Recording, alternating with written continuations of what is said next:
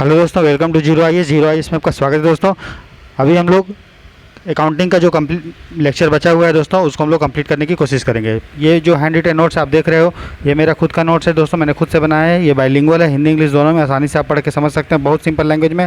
ये मात्र 19 पेज का है दोस्तों, 5 पेज और आएगा और आपका पूरा जो है कंप्लीट अकाउंटिंग का सिलेबस दोस्तों ख़त्म हो जाएगा। ठीक है, अगर आपको ये PDF चाहिए और टेस्ट का डिस्कशन चाहिए और टेस्ट को अटेंड करना है दोस्तों, क्योंकि मैंने अकाउंटिंग का आपको टेस्ट भी प्रोवाइड किया है, क्योंकि हम लोग को 2 जून और 3 जून जो हम लोग टेस्ट सीरीज लॉन्च कर रहे हैं दोस्तों, EPFO का उसका शेड्यूल है 2 जून से लेकर 20 जून तक, और 2 और 3 जून को हम लोग अकाउंटिंग कर रहे हैं। तो कल 2 जून था, कल हम लोगों ने अकाउंटिंग का PDF मैंने आपको पढ़ाया, साथ ही साथ 360 क्वेश्चन से ऊपर आपको अकाउंटिंग का MCQ दिया और उसमें 100 क्वेश्चन का MCQ का डिस्कशन दोस्तों मैंने करवा लिया है। तो जो बच्चे टेस्ट सीरीज ग्रुप में जो है ज्वाइन किए हैं उसको वो एक्सेस कर सकते हैं, और जो बच्चे ज्वाइन नहीं किए वो एक्सेस नहीं कर पाएंगे PDF को।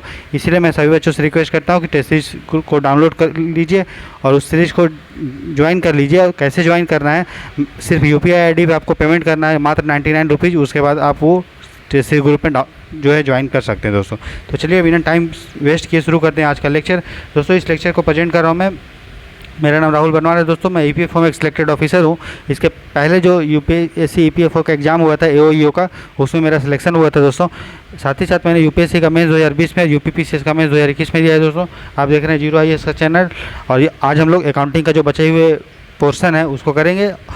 ठीक है, ये लेक्चर आपका 12 बजे तक आ जाएगा आज दोपहर में, और जो MCQ का जो बाकी का है 100-100 MCQ तक हम लोग कर चुके हैं। बाकी जो MCQ हैं 250 MCQ, उसका डिस्कशन आज रात के आपको 10 बजे तक मिल जाएगा। ठीक है, तो चलिए शुरू करते हैं दोस्तों आज का लेक्चर। और ये डिस्कशन उन्हीं को मिलेगा, और टेस्ट जो बच्चे ज्वाइन करेंगे टेस्ट सीरीज, बाकी को नहीं मिल पाएगा। ठीक है, इसलिए आप टेस्ट सीरीज को ज्वाइन कीजिए। चलिए दोस्तों शुरू करते हैं आज का लेक्चर। तो देखिए दोस्तों, हम लोग जो है ट्रेडिशनल क्लासिफिकेशन या क्लासिकल क्लासिफिकेशन अकाउंटिंग का हम लोग पढ़ रहे थे। ठीक है, तो मैंने बताया था अकाउंटिंग को मॉडर्न क्लासिफिकेशन के अनुसार 5 में कैटेगराइज करते हैं, 5 पार्ट में डिवाइड करते हैं।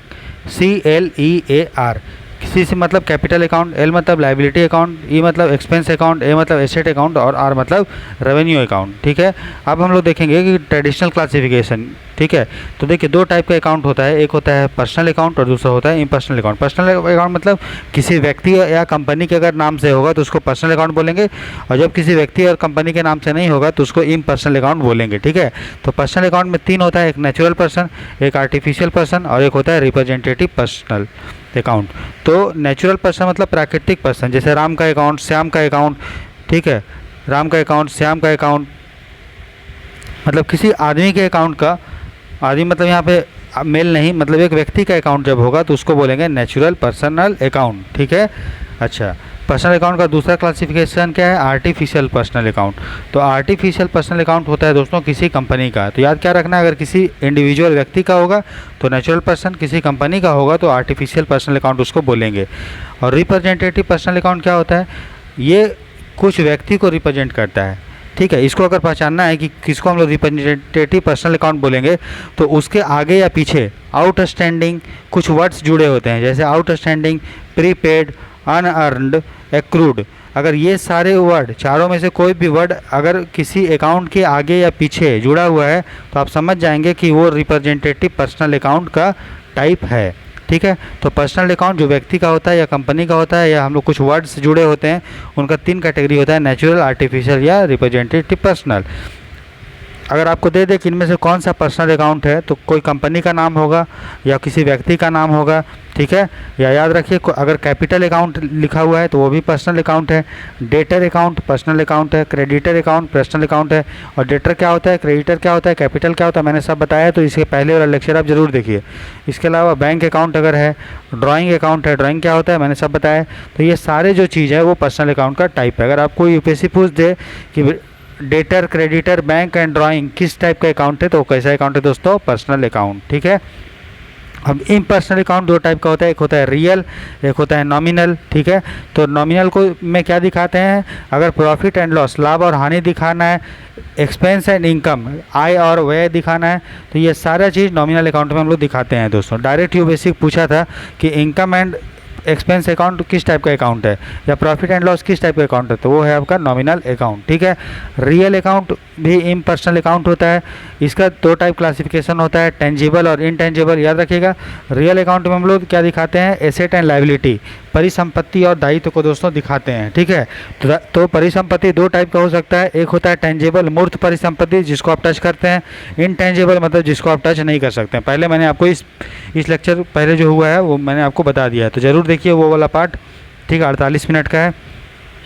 अब देखिए पर्सनल अकाउंट में जो हम लोग अकाउंटिंग करते हैं तो उसका नियम क्या है दोस्तों, यूपीएससी पूछा भी है, कल मैंने एमसीक्यू भी बताया आपको कि पर्सनल अकाउंट का में जो रिसीवर होता है, जिसको प्राप्त करता होता है, जिसको पैसा मिलता है पर्सनल अकाउंट में, जैसे राम मान लीजिए पर्सनल अकाउंट है। ठीक है। तो राम को अगर पैसा मिल रहा है तो उसके अकाउंट को हम लोग करेंगे डेबिट, अगर राम पैसा किसी को दे रहा है तो उसको बोलेंगे क्रेडिट। ठीक है। तो याद रखिएगा, पर्सनल अकाउंट में जो प्राप्त करता होता है रिसीवर, उसके अकाउंट को डेबिट किया जाता है, जो देता है उसको करते हैं क्रेडिट। ठीक है। रियल अकाउंट का क्या नियम है कि जो आता है उसको करो डेबिट और जो जाता है उसको करो क्रेडिट। मतलब जो आपके पास आ रहा है उसको आप डेबिट करो, जो आपके पास जा रहा है वो आपको क्रेडिट करो। जैसे आपने गाड़ी खरीदा तो गाड़ी एक एसेट है, तो गाड़ी आ रहा है आपके पास तो उसको हम लोग करेंगे डेबिट। आपके पास पैसा जा रहा है, पैसा एक भी एक एसेट है, तो उसको करेंगे क्रेडिट। ठीक है। चलिए आगे देखते हैं। नॉमिनल अकाउंट जिसमें profit and loss, income and expense दिखाते हैं, तो इसमें खर्चा और हानि को हम लोग डेबिट करते हैं, एक्सपेंस और लॉस को क्या करते हैं डेबिट, और आय इनकम और गेन को करते हैं क्रेडिट। ठीक है। तो ये आपको ध्यान रखना है। चलिए ये हो गया। अब हम लोग देखेंगे दोस्तों जर्नल के बारे में। जर्नल को हिंदी में रोजना मच्चा भी बोलते हैं। जर्नल में क्या होता है, जब पहली बार अकाउंटिंग हम लोग करते हैं तो जिस किताब में लिखते हैं उसको जर्नल बोलते हैं। जर्नल को बुक ऑफ ओरिजिनल एंट्री भी बोलते हैं, क्योंकि पहली बार यहीं पे एंट्री होता है, इसमें फर्स्ट टाइम लिखते हैं दोस्तों। और लिखने का मेथड क्या है, तो कालानुक्रम में लिखते हैं, मतलब टाइम के अकॉर्डिंग लिखते हैं, जैसे जैसे होता है वैसे वैसे लिखते हैं। जर्नल में जब हम लिखते हैं उसको जर्नलाइजिंग बोलते हैं। जर्नल के बाद हम लोग दोस्तों क्या बनाते हैं, लेजर बनाते हैं। और जब हम लोग लेजर में लिखते हैं तो उसको क्या बोलते हैं, पोस्टिंग कहते हैं। ठीक है। लेजर को प्रिंसिपल बुक्स ऑफ अकाउंट भी बोलते हैं। तो जर्नल को बुक्स ऑफ ओरिजिनल एंट्री बोलते हैं, लेकिन लेजर को प्रिंसिपल बुक्स ऑफ अकाउंट भी दोस्तों बोलते हैं। ठीक है। तो लेजर को क्या बोलते हैं दोस्तों, प्रिंसिपल बुक ऑफ अकाउंट भी बोलते हैं। तो जर्नल दिखता कैसे है, जैसे कि मैं बोल रहा हूँ कि राम भगवान कैसे दिखते हैं तो आप इमेजिन कर लोगे, मैं बोलूँगा मोदी कैसे दिखता है तो आप इमेजिन कर लोगे। उसी तरह जर्नल देखने में कैसा लगता है, तो जर्नल होता है कुछ नहीं, एक बुक होता है। ठीक है। एक कॉपी होता है। ठीक है। उसमें लिखते कैसे हैं, तो एक तरफ डेट होता है, एक तरफ पार्टिकुलर होता है, मतलब किस चीज़ का आप लिख रहे हो, कैश का लिख रहे हो, गाड़ी का लिख रहे हो, तो पार्टिकुलर्स। लेजर फोलियो, आपको पता है जर्नल के बाद हम लोग लेजर बनाते हैं। तो ये वाला जो चीज़ हम लोग लिख रहे हैं कैश के बारे में, तो वो लेजर में कहाँ पे हम लोग कैश का अकाउंट लिखे हैं, किस पेज में, वो यहाँ पे लिख देंगे। अमाउंट, अगर वो कुछ डेबिट है, आपको मैंने बता दिया कि डेबिट कब करते हैं, क्रेडिट कार्ड को करते हैं, 3 टाइप के अकाउंट में बता दिया, या क्लियर के फार्मूला में भी मैंने बता दिया था कि इसको डेबिट करते हैं किसको क्रेडिट करते हैं। तो उसके अकॉर्डिंग कितना अमाउंट डेबिट करना है, कितना अमाउंट क्रेडिट करना है, तो इसको जर्नल का प्रारूप बोलते हैं, जर्नल का फॉर्मेट बोलते हैं। तो 5 कॉलम होता है, date, particular, ledger folio, amount, debit and amount credit. ठीक है। DR मतलब डेबिट, CR मतलब क्रेडिट। अब देखिए अगला चीज़ है सिंगल एंट्री। तो जर्नल में कुछ एंट्री को सिंगल एंट्री बोलते हैं, मतलब सिंगल एंट्री जर्नल किसको बोलते हैं, तो जब हर ट्रांजैक्शन को 2 जगह लिखा जाता है, मतलब डेबिट और क्रेडिट में, तो उसको सिंगल एंट्री बोलते हैं। दूसरा होता है कंपाउंड एंट्री। कंपाउंड एंट्री में कोई भी आप ट्रांजैक्शन होगा, कोई भी लेन देन होगा, वो मैक्सिमम जो है वो मिनिमम 2 से अधिक जगह लिखना पड़ता है। तो एक ट्रांजैक्शन होगा वो 2-3 जगह अगर लिखना पड़ेगा तो उसको कंपाउंड एंट्री बोलते हैं, और अगर 2 ही जगह लिखना हो तो उसको सिंगल एंट्री बोलते हैं, और ये जर्नल में लिखा जाता है। ठीक है। चलिए आगे देखिए, मैंने बता दिया कि ड्राइंग भी क्या होता है दोस्तों, पर्सनल अकाउंट होता है। तो ड्राइंग जब बढ़ता है तो उसको हम लोग डेबिट करते हैं, ये आपको ध्यान रखना है। कैसे याद करेंगे, देखिए ड्राइंग बढ़ रहा है, ड्राइंग क्या होता है, कैपिटल का वो पैसा जो मालिक अपने पर्सनल यूज़ के लिए निकाल देता है। ठीक है। तो ये बताइए कि कैपिटल से अगर पैसा निकल रहा है तो कैपिटल क्या होगा, कम होगा। तो क्लियर के फार्मूला से देखते हैं हम लोग, तो कैपिटल लायबिलिटी या रेवेन्यू अगर बढ़ता है तो हम लोग उसको क्या करते हैं, क्रेडिट, और घटता है तो क्या करते हैं, डेबिट। तो अगर आप ड्राइंग बढ़ा रहे हो तो कैपिटल आपका कम हो जाएगा कंपनी का, तो कैपिटल अगर कम हो जाएगा तो उसको क्या करते हैं, डेबिट। तो इसलिए याद रखिएगा ड्राइंग जब बढ़ता है तो उसको करेंगे डेबिट। ठीक है। एक होता है वैल्यूएशन अकाउंट, जिसको प्रोविज़न अकाउंट भी बोलते हैं। ठीक है। जब दूसरे अकाउंट के साथ हम लोग यूज करते हैं, मतलब एक अकाउंट जब दूसरे अकाउंट से लिंक होता है तो उसको वैल्यूएशन अकाउंट या उसको प्रोविजन अकाउंट बोलते हैं। बस आप थोड़ा सा इतना सिंपल समझ लो कि जब दूसरे अकाउंट के साथ किसी को हम लोग दूसरे अकाउंट को यूज करते हैं एक अकाउंट को, तो उसको प्रोविजन अकाउंट या वैल्यूएशन अकाउंट दोस्तों बोलते हैं। तो ये आपका जर्नल के बारे में जानकारी खत्म हो गया। अब हम लोग देखते हैं दोस्तों लेजर के बारे में।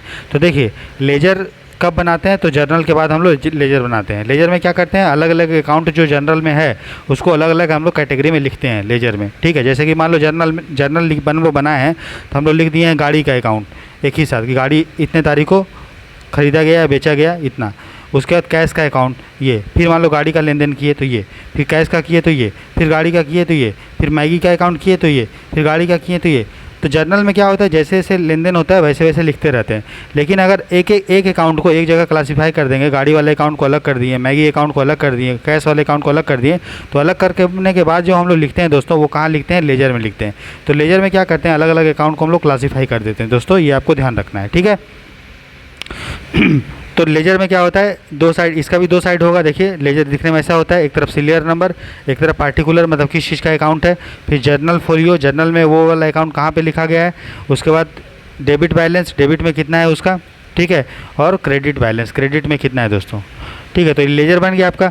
तो अगर मान लीजिए डेबिट का साइड, डेबिट में आपने पैसा जोड़ा 10 रुपये आया और क्रेडिट में जोड़ा 2 रुपये आया, तो कौन सा ज़्यादा है, 10 रुपये ज़्यादा है कि 2 रुपये ज़्यादा है, 10 रुपये ज़्यादा है।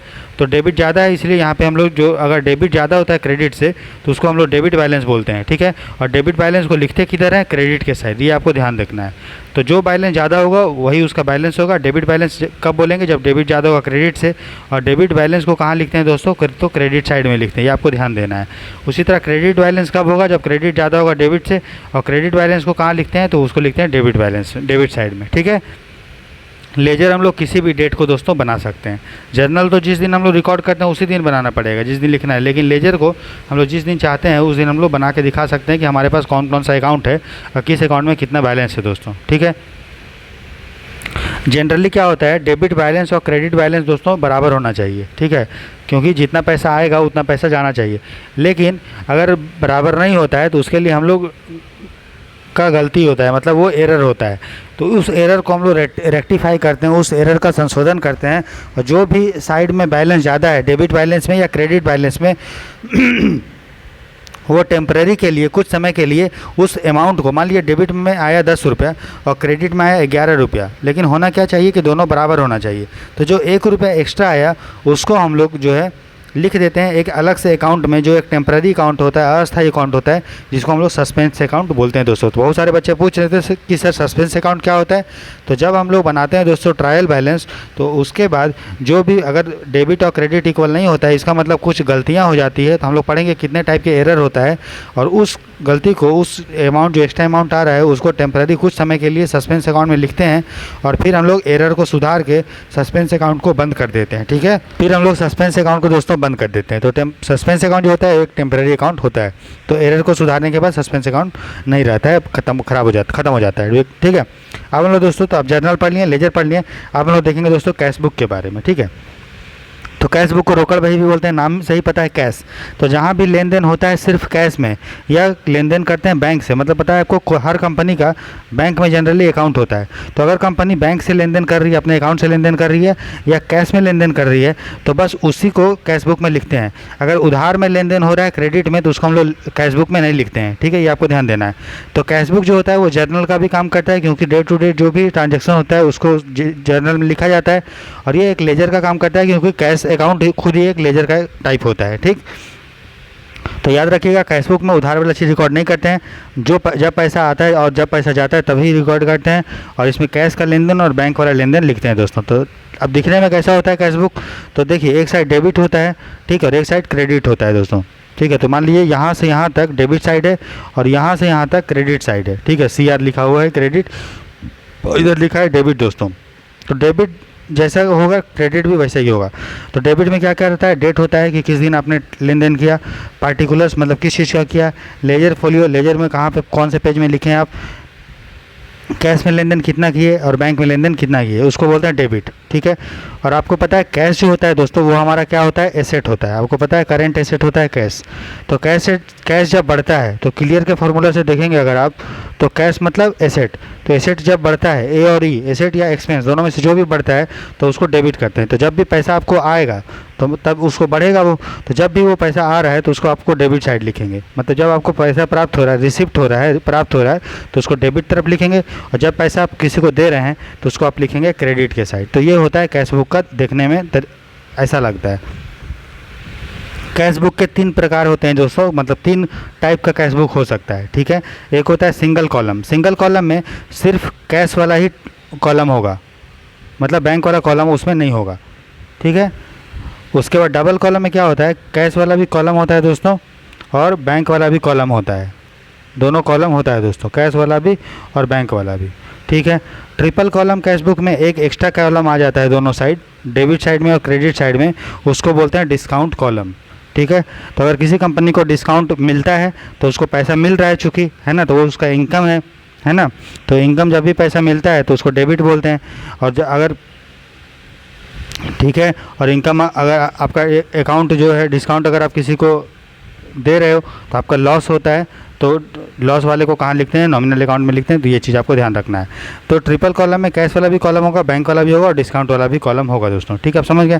कैश बुक में ही एक टर्म यूज होता है कॉन्ट्रा एंट्री। आपको पता है कैश बुक में 2 चीज़ होता है, कैश वाला भी लेन देन और बैंक वाला भी लेन देन जनरली होता है। तो मान लीजिए कोई कंपनी का पैसा था बैंक में 50,000, ठीक है, और तो कोई कंपनी का दोस्तों बैंक में पैसा था 50,000, ठीक है, और उसके पास कैश है मान लीजिए 10,000।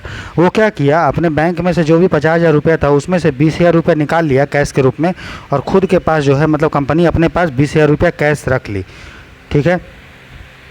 तो अब बताइए, जो बैंक में उसका 50,000 रुपये पहले था, 20,000 रुपये घट गया, तो अब कितना रुपये बैंक में हो गया, 30,000 रुपया। और कैश कितना हो गया उसके पास, पहले 10,000 कैश था, 20,000 रुपये कैश हो गया, तो हो गया 30,000 रुपया। तो पहले उसके पास कितना पैसा था, 50,000 बैंक में और 10,000 कैश, कितना पैसा था दोस्तों, 60,000। अब जब वो 20,000 रुपये बैंक से निकाल के अपने पास कैश रख लिया कंपनी ने, तो बैंक में पैसा हो गया आपका बचा 30,000 रुपया, और कैश आपका जो हो गया वो हो गया टोटल 30,000, 20,000 में जो निकाल लिया वो। तो अब पैसा कितना हो गया, 30 + 30 = 60,000। ये बताइए, पहले भी 60,000 था, अभी भी 60,000 है, कोई चेंज हुआ नहीं। तो ऐसा ट्रांजेक्शन जिसमें कैश और बैंक अकाउंट से तो प्रभावित होगा लेकिन ओवरऑल कोई इफेक्ट नहीं होगा, वैसे ट्रांजैक्शन को हम लोग कॉन्ट्रा एंट्री बोलते हैं दोस्तों। ये आप ध्यान रखिएगा, समझ में आ गया। कॉन्ट्रा एंट्री मतलब पैसा अगर कंपनी बैंक से निकाल के कैश में जमा कर रहा है, अपने पास रख रहा है, या कैश में है वो बैंक में रख रहा है, उल्टा भी हो सकता है, लेकिन उसे ओवरऑल कोई प्रभाव नहीं पड़ेगा, तो वैसे एंट्री को हम लोग कॉन्ट्रा एंट्री बोलते हैं दोस्तों। और उसको जब हम लोग लिखते हैं तो पहचानने के लिए कि कोई से ट्रांजेक्शन में इफेक्ट नहीं पड़ा है, उसको हम लोग सी से दिखा देते हैं, ऐसा सी लिख के ऐसा कर देंगे। सी मतलब कॉन्ट्रा एंट्री। तो कॉन्ट्रा एंट्री में लेन देन होगा, लेकिन बैंक कैश से बैंक में जाएगा, बैंक से वाला कैश में जाएगा, लेकिन कोई प्रभाव नहीं पड़ेगा दोस्तों, ये आपको ध्यान देना है, ठीक। अब एक चीज़ होता है जिसको बोलते हैं पीटी कैश बुक। तो देखिए दोस्तों, पीटी मतलब क्या होता है, छोटा। तो एक कंपनी होती है जिसका खर्चा बहुत बड़ा हो रहा है, ठीक है, लेकिन उस तो एक कैशियर है कंपनी का, ठीक है, बड़ा वाला कैशियर, उसको कितना कंपनी में लेन देन हो रहा है बड़ा वाला, वो उसको रिकॉर्ड करता है। लेकिन कंपनी में छोटा मोटा भी तो खर्चा होता होगा, pen, pencil, cutter, eraser, sharpener, चाय, समोसा, ये सब का खर्चा। तो बड़ा वाला कैशियर क्या करता है, बोल देता है छोटे वाले कैशियर को कि देखो, तो हम तुमको कुछ पैसा दे देते हैं, या जितना खर्चा हो बताना, तुम जो है ये छोटा मोटा चीज़ को रिकॉर्ड करो। उसको बोलते हैं पीटी कैशियर। और वो जो कैश बुक रिकॉर्ड बनाता है उसको बोलते हैं पीटी कैश बुक। तो छोटा मोटा लेन देन के लिए, स्मॉल ट्रांजेक्शन के लिए पीटी कैश बुक दोस्तों बनाया जाता है। इसको मेंटेन करने का, इसको लिखने का 2 तरीका होता है, एक होता है सिंपल, एक होता है इम्प्रेस्ड। सिंपल मतलब क्या होता है कि आप जो है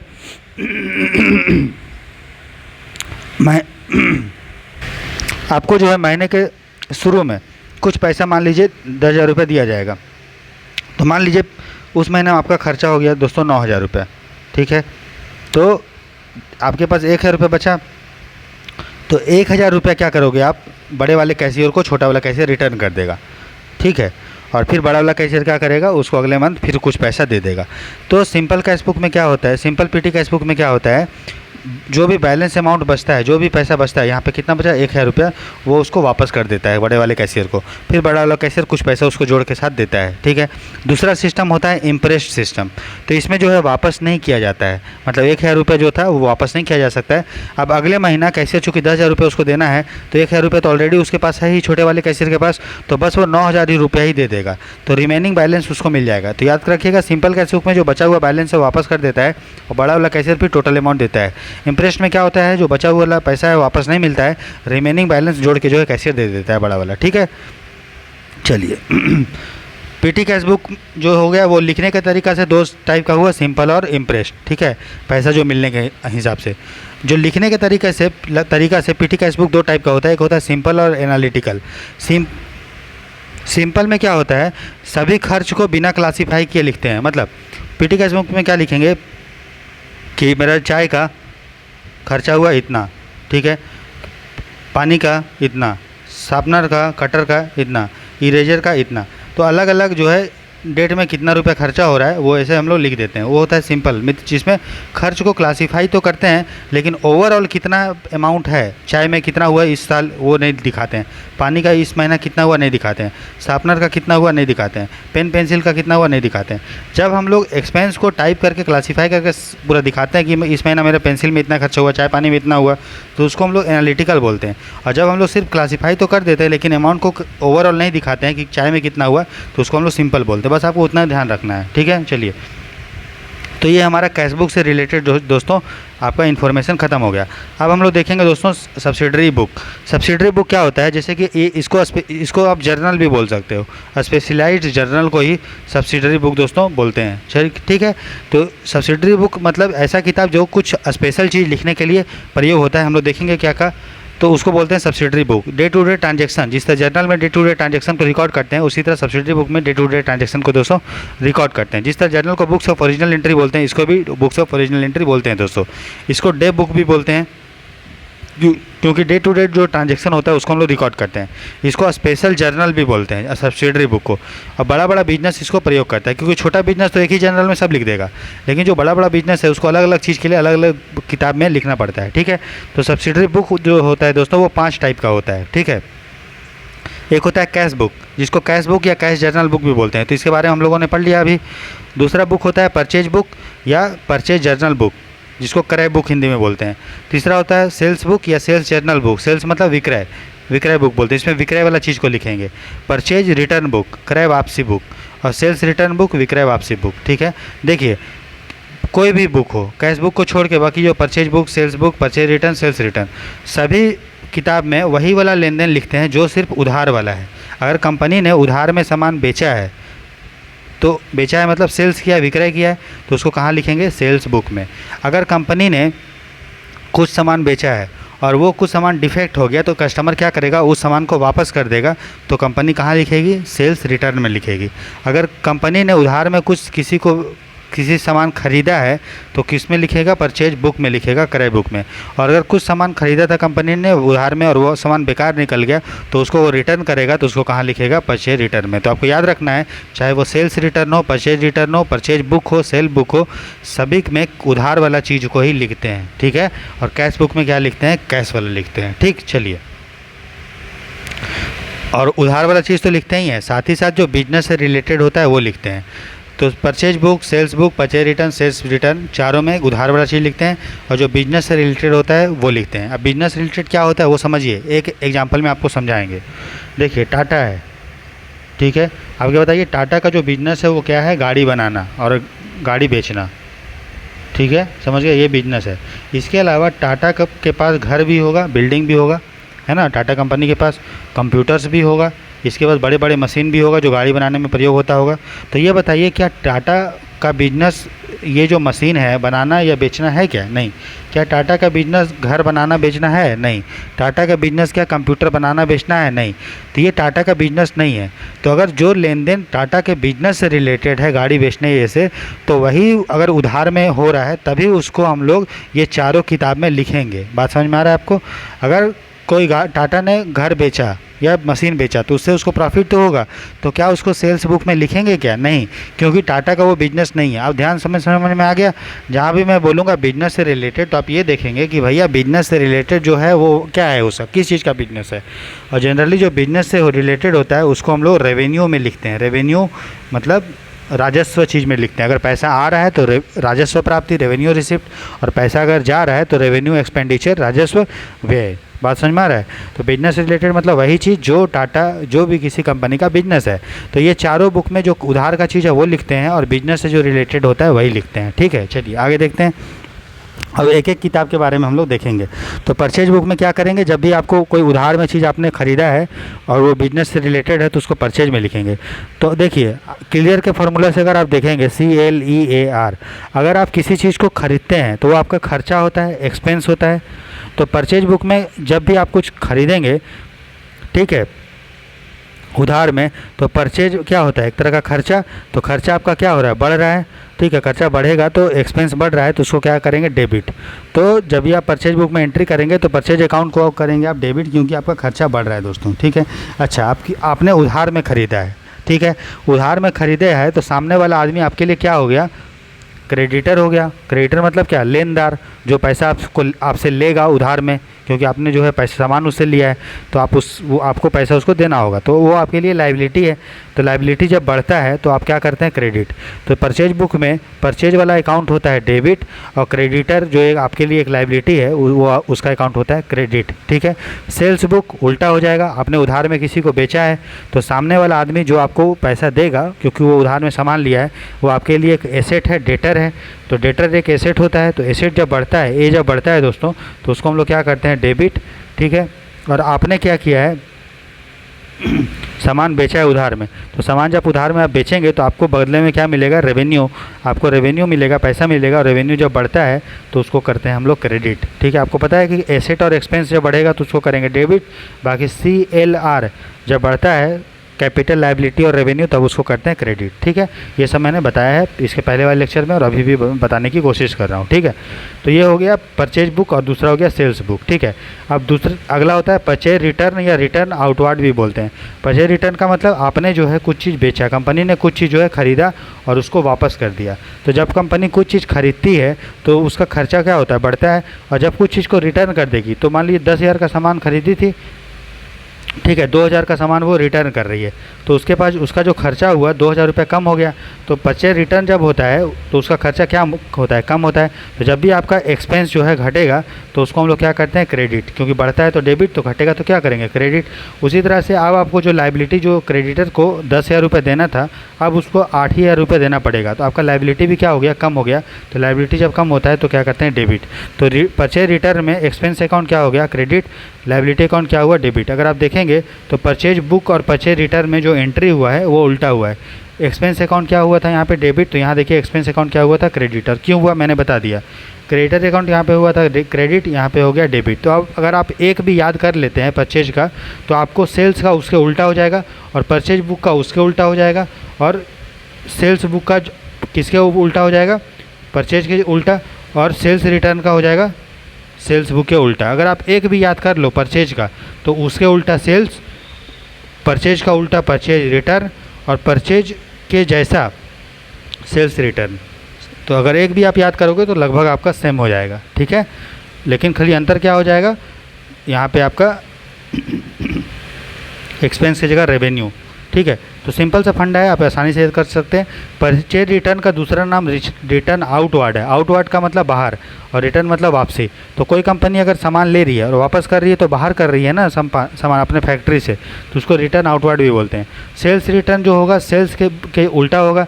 सेल्स रिटर्न में क्या होता है, सेल्स में पैसा आपका आता है, रेवेन्यू आता है, सामान आप बेच रहे हो तो पैसा आएगा, तो आप करेंगे क्रेडिट। लेकिन अब कोई आदमी सेल्स रिटर्न में क्या कि आपने सामान बेचा तो सामान में डिफेक्ट हो गया, ख़राब हो गया, सामान अच्छा नहीं है, तो सामने वाला आदमी क्या करेगा, पैसा सामान आपको रिटर्न कर देगा। तो जो आपको पहले 10,000 रुपये मिलने वाला था या 15,000 रुपये का सामान आपने बेचा था, तो आपको जो रेवेन्यू मिलने वाला था वो रेवेन्यू अब घट जाएगा। जब भी रेवेन्यू घटता है तो क्लियर के फार्मूला से उसको हम लोग डेबिट करते हैं। ठीक है, और ये इनवार्ड हो रहा है। इनवार्ड का मतलब क्या होता है, अंदर आना। तो सामान अब अंदर आ रहा है फैक्ट्री के, इसलिए रिटर्न इनवार्ड होता है। और आपका एसेट जो था वो आपका घट जाएगा ना, क्योंकि जो है आपका जो सामान आप बेचने वाले थे ठीक है।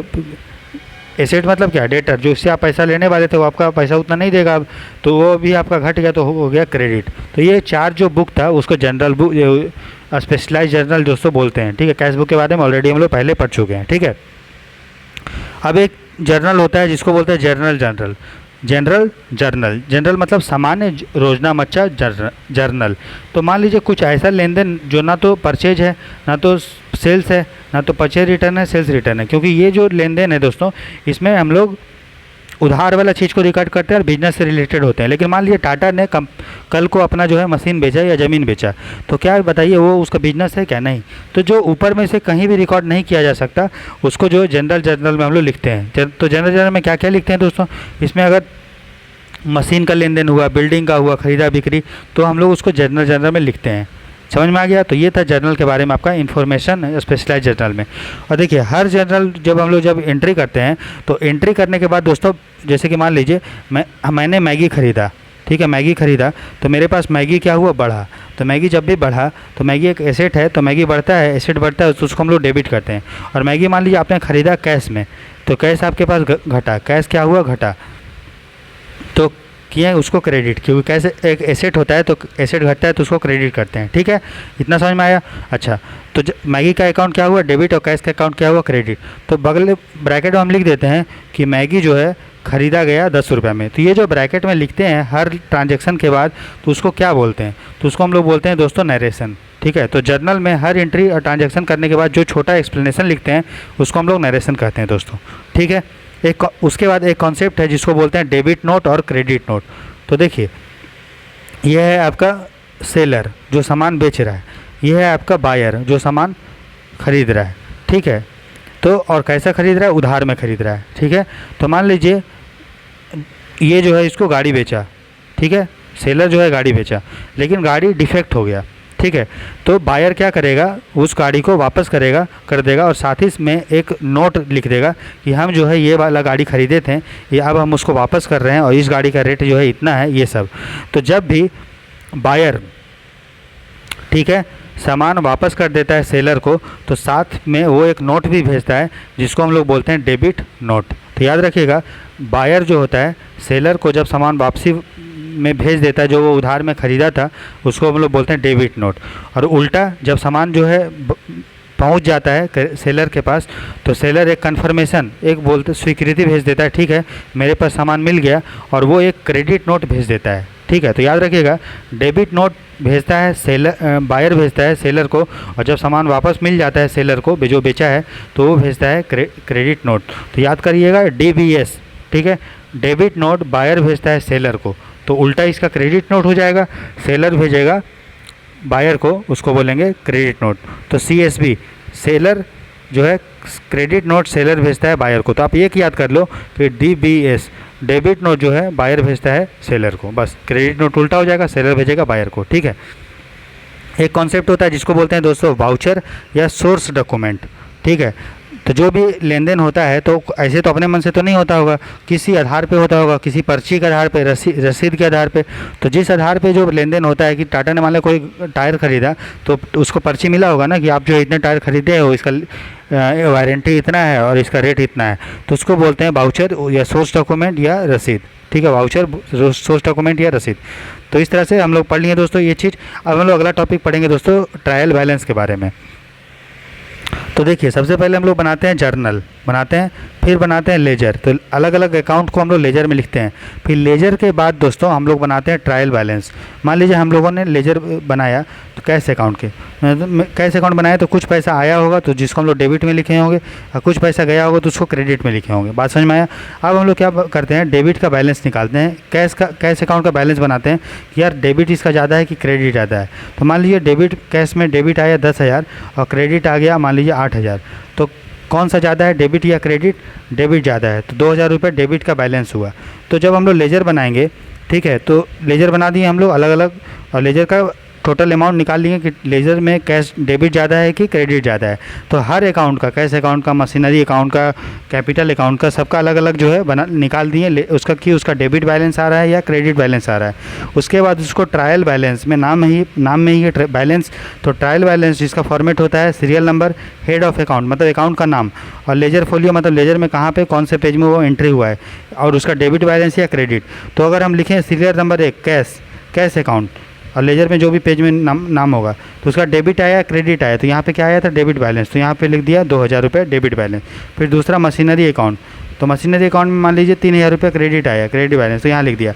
तो जब हम लोग अलग अलग अकाउंट जो लेजर में बनाए हैं उसके बैलेंस को अलग अलग लिख लेते हैं दोस्तों लेजर ट्रायल में, जिस किताब में, उसको हम लोग ट्रायल बैलेंस बोलते हैं। ठीक है, अब होना ये चाहिए कि जितना पैसा आपके पास आया है डेबिट में या जो भी, तो डेबिट और इक्वल क्रेडिट आपका इक्वल होना चाहिए।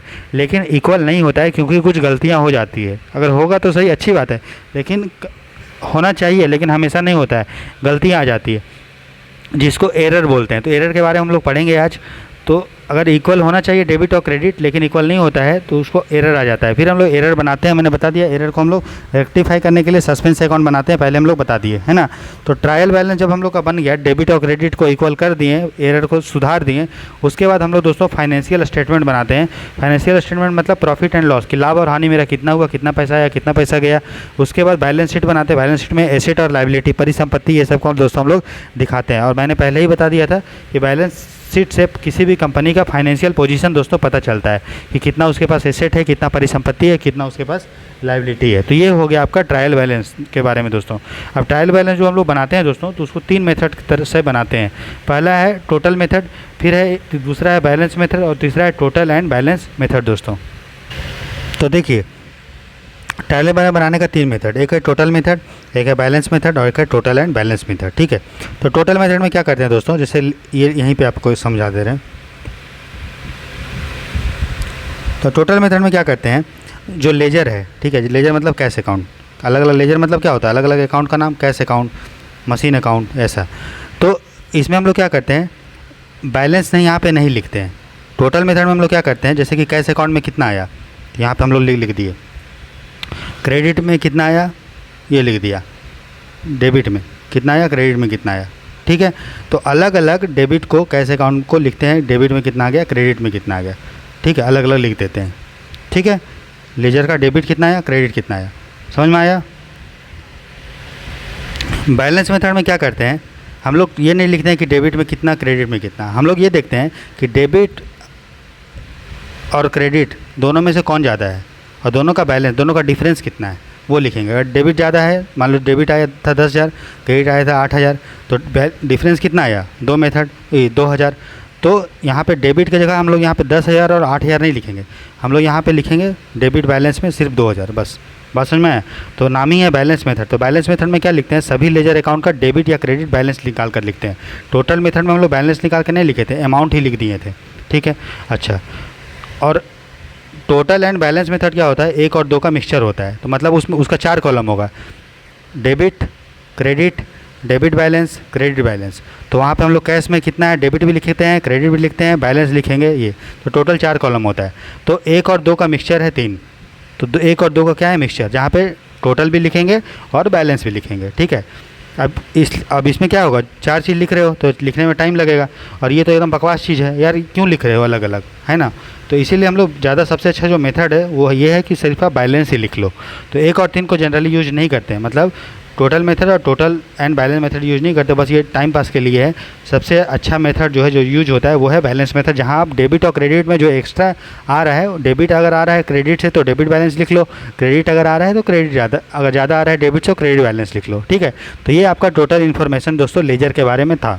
ठीक, अब हम लोग देखेंगे अगला टॉपिक एनपीओ के बारे में। एनपीओ मतलब गैर लाभकारी संस्था, उसका अकाउंटिंग। तो एनपीओ मतलब गैर लाभकारी, जो लाभ कमाने के लिए नहीं है। जैसे ब्लड डोनेशन का जो रेड क्रॉस है, प्रथम एनजीओ है, और बहु दुनियादारी है, अक्षय पात्रा फाउंडेशन है, तो उसका काम जो है प्रॉफिट कमाना नहीं होता है। तो वो किस तरह का अकाउंटिंग करते हैं, क्योंकि उसका प्रॉफिट कमाना तो है नहीं, तो वो जो अकाउंटिंग बनाएंगे तो प्रॉफिट एंड लॉस तो वाला अकाउंट तो बनाएगा नहीं, वो कुछ और बनाएगा। तो एनपीओ के बारे में हम लोग आज पढ़ेंगे कि किस तरह से वो अकाउंटिंग दोस्तों करते हैं। ठीक है, तो देखिए कंपनी एक्ट के 2013 में लिखा गया है सेक्शन 8 में, ठीक है। इसका उल्लेख है कि किस तरह से अकाउंटिंग करना है एनपीओ को, गैर लाभकारी संस्था को, ठीक है। याद रखिएगा सेक्शन 8 में लिखा गया है। तो जो एनपीओ होता है, ठीक है, उसका कोई मालिक नहीं होता है। हम पूछेंगे अक्षय पात्रा फाउंडेशन या प्रथम एनजीओ का मालिक कौन है, तो उसका कोई मालिक नहीं होता है दोस्तों। उसका प्रमोटर हो सकता है जो उसको पैसा देगा प्रमोट करने के लिए, लेकिन उसका कोई मालिक नहीं होगा। उसका ट्रस्टी हो सकता है, ट्रस्टी हो सकता है। ट्रस्टी किसको बोलते हैं? जो भी उसमें काम करते होंगे लोग, सदस्य, उसको हम लोग ट्रस्टी बोलते हैं। तो इसको ट्रस्ट के द्वारा संचालित होता है। तो याद रखना है, जो एनपीओ होता है उसका कोई मालिक नहीं होगा, प्रमोटर होगा, ट्रस्टी होगा, मेंबर होगा, सदस्य होगा, ये सब होगा, ठीक है। और उसका मकसद पैसा कमाना नहीं होता है दोस्तों। तो जो एनपीओ होता है वो 3 तरह का अकाउंट दोस्तों बनाता है। एक होता है रिसिप्ट एंड पेमेंट अकाउंट, दूसरा होता है इनकम एंड एक्सपेंडिचर अकाउंट, ठीक है, और तीसरा अकाउंट होता है दोस्तों जो इसमें नहीं लिखा है।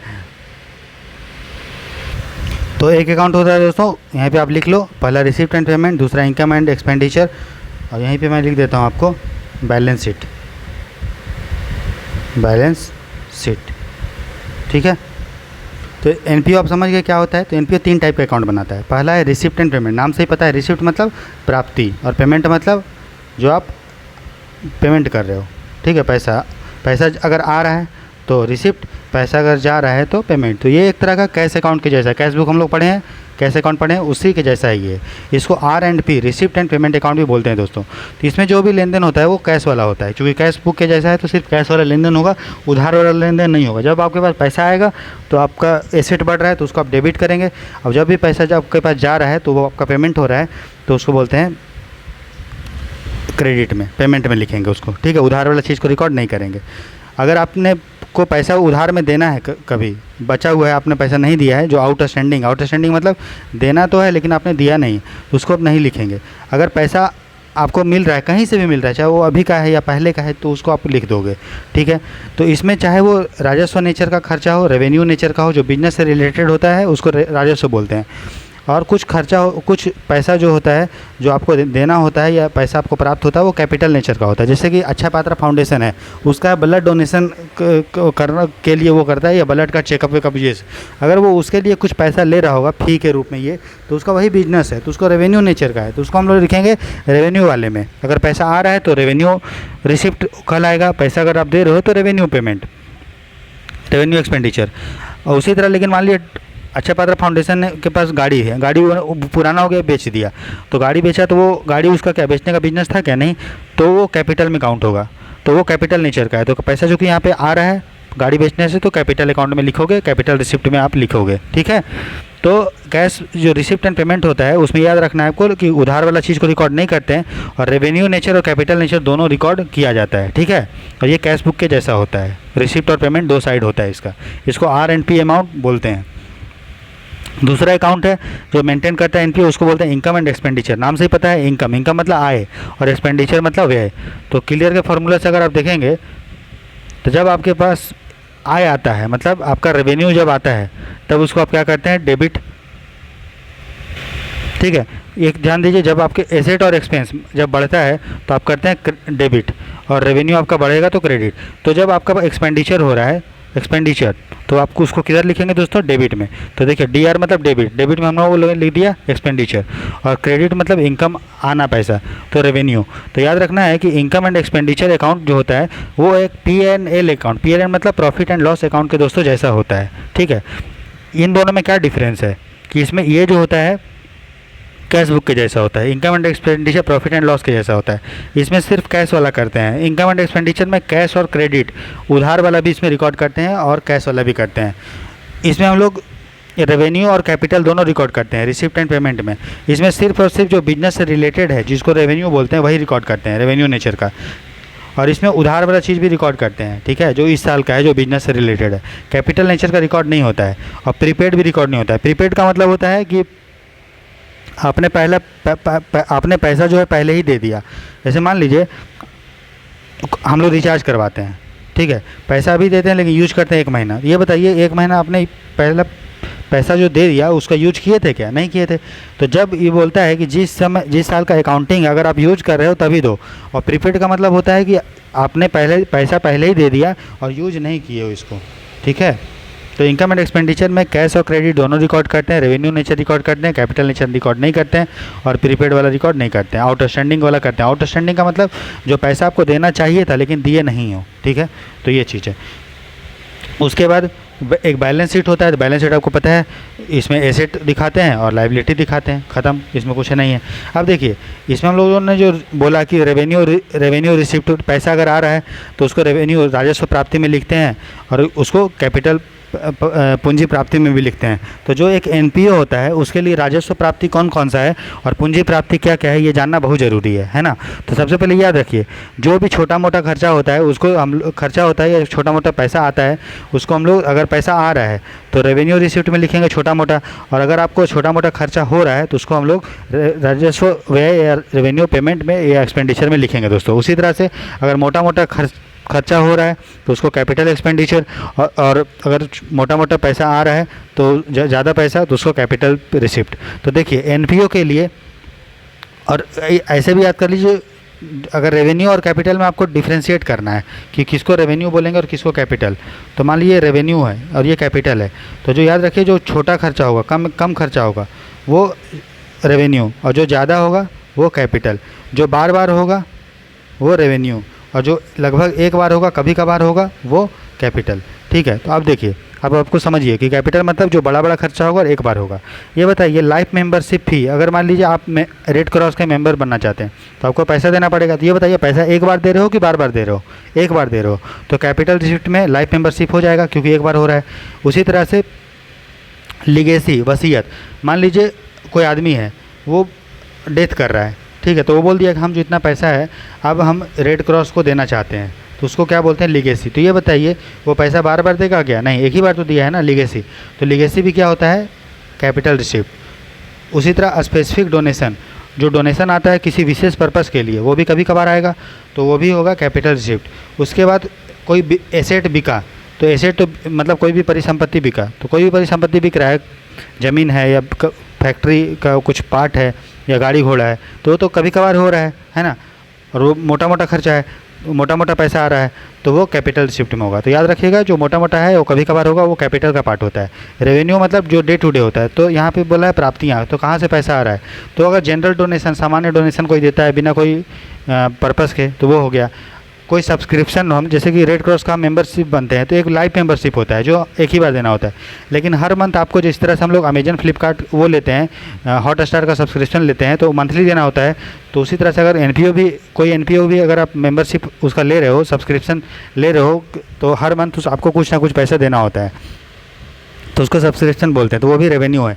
अगर उसके अलावा अगर रेंट कोई एनपीओ दे रहा है, कोई फैक्ट्री का कुछ रेंट दे रहा है ना, किराए दे रहा है, तो वो भी उसको देना पड़ेगा रेगुलर बेसिस पे। अगर उसको इंटरेस्ट कहीं से मिल रहा है तो भी बराबर देना पड़ेगा। अगर वो न्यूज़पेपर बेच रहा है तो वो जनरली न्यूज़पेपर महीना में 2 महीना में हमेशा बिकते रहता है, तो भी रेवेन्यू का पार्ट होगा। छोटा मोटा खर्चा है, रेवेन्यू बेचने, न्यूज़पेपर बेचने से कितना पैसा मिलेगा, तो ये सारा चीज़ है, और प्लस कभी कभार हो रहा है। उसी तरह रेवेन्यू पेमेंट या एक्सपेंडिचर, तो कहाँ कहाँ कंपनी को या एनपीओ को कहाँ कहाँ खर्चा है, तो अगर उसने रेंट जो है देना है उसको, या टैक्स देना है, तो बराबर देना पड़ेगा, रेगुलर देना पड़ेगा। प्रिंटिंग और स्टेशनरी का जो खर्चा है छोटा मोटा। ऑनोरोरियम क्या होता है? मान लो कोई एनपीओ है, ठीक है, वो अपना प्रचार करने के लिए किसी ऐसे आदमी को बुलाया जो फेमस है, मान लीजिए टाटा को बुला लिया या अदानी को बुला लिया या फिर जो है अमिताभ बच्चन को बुला लिया, तो जब भी आएगा तो उसको सॉल जो होता है, सॉल से सम्मानित करेगा, फूल माला से, तो उसमें भी तो खर्चा है, तो छोटा मोटा खर्चा होता है, तो उसको ऑनोरेरियम बोलते हैं। तो सम्मानित व्यक्ति को जो सम्मानित करने के लिए हम लोग को जो एनपीओ का खर्चा होता है वो उसको ऑनोरेरियम बोलते हैं। तो आप याद कर लो कि जो छोटा मोटा खर्चा है वो रेवेन्यू का पार्ट है और कैपिटल का पार्ट ये सब है। लाइफ मेंबरशिप भी, लीगेसी, स्पेशल डोनेशन या सेल ऑफ एनी एसेट, बाकी न्यूज़पेपर ये सब बेचना वो सब रेवेन्यू का पार्ट होता है दोस्तों। और एनपीओ तीसरा चीज़ बनाती है जिसको बैलेंस शीट बोलते हैं, ठीक है। तो ये आपका एनपीओ से इन्फॉर्मेशन आपका खत्म हो गया। अब हम लोग पढ़ेंगे दोस्तों बैंक रिकन्सिलिएशन स्टेटमेंट के बारे में, ठीक है, जिसको हिंदी में बैंक समाधान विवरण भी बोलते हैं।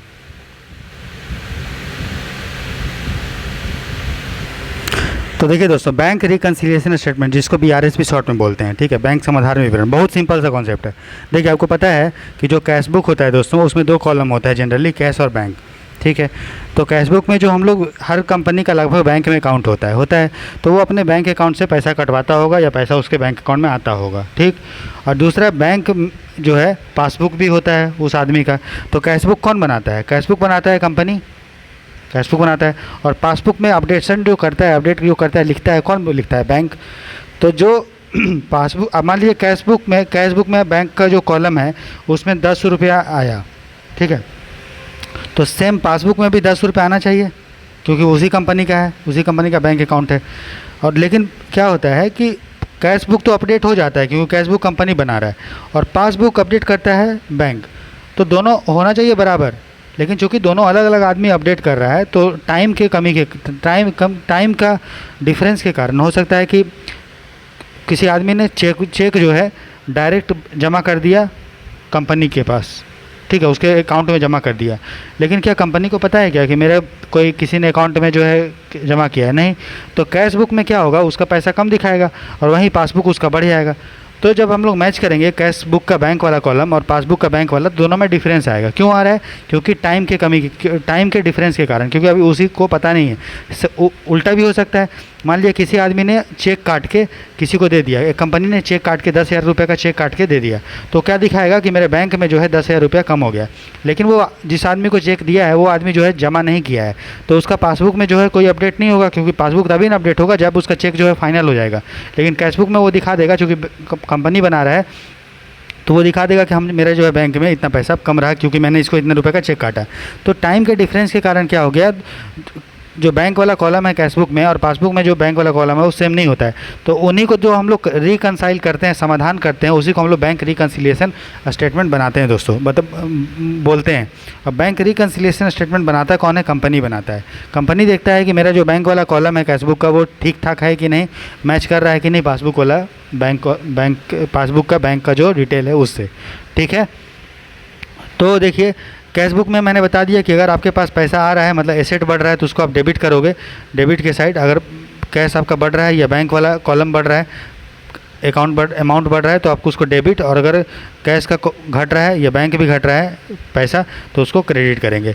पासबुक में एंट्री कैसा होता है? तो देखिए पासबुक में जब आपका बैंक में जब पैसा जाता है तो लिखता है your account has been credited with इतना। तो देखिए कैशबुक में अगर आपका पैसा आ रहा है तो आप उसको वो डेबिट होता है, लेकिन पासबुक में जब एंट्री होता है तो वो होता है क्रेडिट। आप करके देखिएगा, पैसा डालिएगा बैंक में तो देखिएगा लिखेगा your account has been credited with, और अगर पैसा आपका निकालोगे बैंक से तो आपका लिख देगा your account has been debited with. तो क्यों क्रेडिट हो रहा है, क्यों डेबिट हो रहा है? देखिए पासबुक में बैंक जो है, आप जो है बैंक के लिए क्या है, लायबिलिटी। क्यों लायबिलिटी है? क्योंकि जो भी पैसा आप बैंक में जमा कर रहे हैं वो पैसा बैंक को आपको वापस करना है, ठीक है। तो जब आपने बैंक में मान लीजिए 5,000 रुपये जमा किया, ठीक है, तो 5,000 रुपया जो है वो आपको वापस करेगा, तो उसके लिए एक लायबिलिटी है। तो जब हम क्लियर के फार्मूला से देखते हैं दोस्तों, तो जब मेरा CLR कैपिटल, लायबिलिटी और रेवेन्यू अगर मेरा बढ़ता है तो उसको हम लोग क्या करते हैं, क्रेडिट करते हैं। बात समझ में आया? तो उसी तरह से पासबुक में जब पैसा आप जमा करते हो तो आपको अकाउंट में पैसा बढ़ गया तो बैंक उतना पैसा आपको देगा। अब तो लायबिलिटी उसका बढ़ गया तो क्या हो गया, क्रेडिट। तो उसी तरह से देखिए पासबुक में जब आपका कैश बढ़ता है तो किए हो क्रेडिट क्योंकि लायबिलिटी है, और वही पैसा जब घट रहा है तो किए हो डेबिट क्योंकि लायबिलिटी आपका घट रहा है।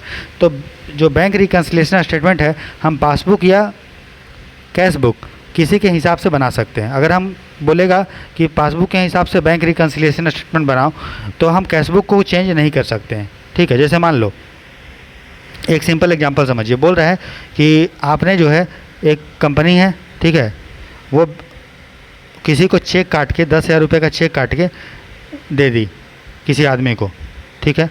तो ये अब बोले, तो ये बताइए कंपनी ने जब अपने कैश बुक में बैंक वाला कॉलम होगा, बैंक वाला कॉलम, ठीक है, तो ये बताइए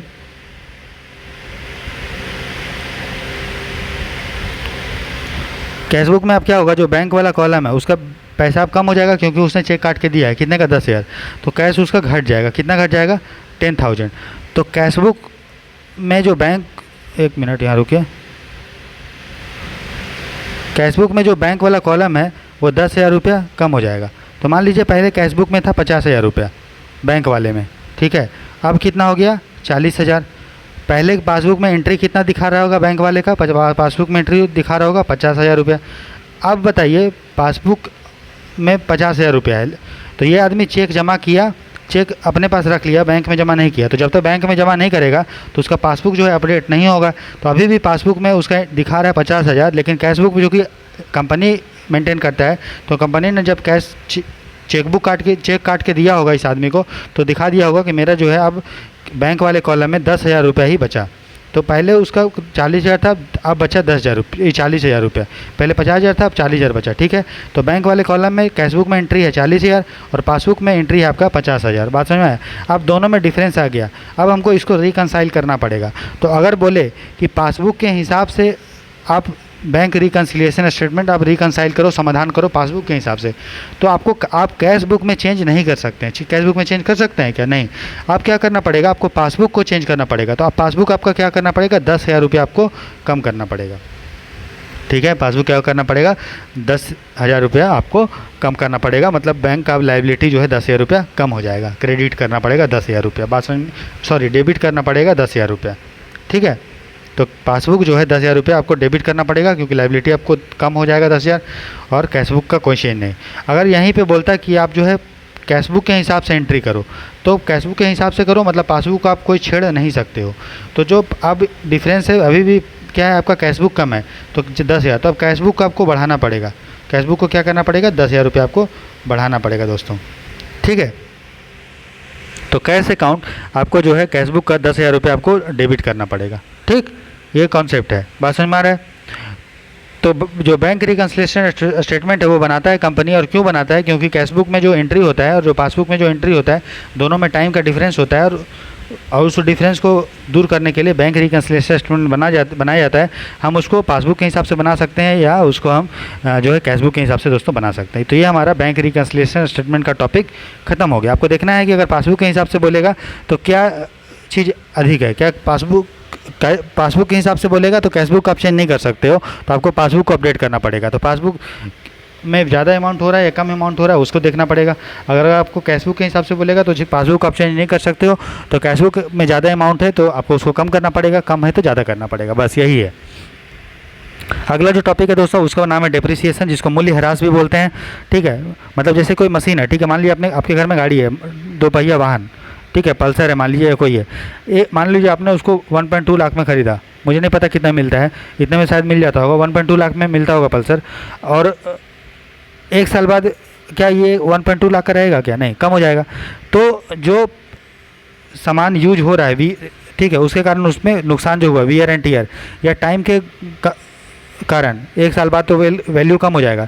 या कोई उसका गाड़ी का एक्सीडेंट हो गया या उसका अब यूज में ही नहीं रहा, आउटडेटेड हो गया। जैसे अभी टिप रिकॉर्डर का कोई काम है क्या? नहीं। टाइपराइटर का कोई काम है? नहीं, क्योंकि अब बोलेगा कि कीपैड वाला फ़ोन का उतना काम है नहीं, अभी क्या है स्मार्टफोन, तो आउटडेटेड हो गया, तो उसका वैल्यू क्या हो गया? डिप्रिसिएट, तो उसका मूल्य क्या हो गया? ह्रास।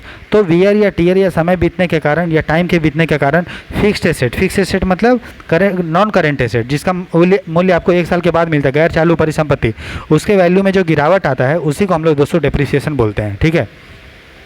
तो डेप्रिसिएशन का विशेषता क्या है?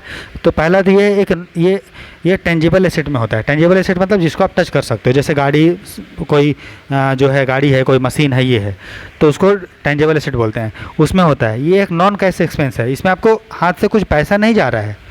गाड़ी आपके पास है, वो अगर ख़राब हो रहा है तो क्या आपको हर महीना कुछ रुपये जा रहा है क्या? नहीं, ये एक नॉन कैश एक्सपेंस है, लेकिन खर्चा तो हो रहा है, अगर बेचोगे तो पैसा कम मिलेगा, तो नॉन कैश एक्सपेंस है।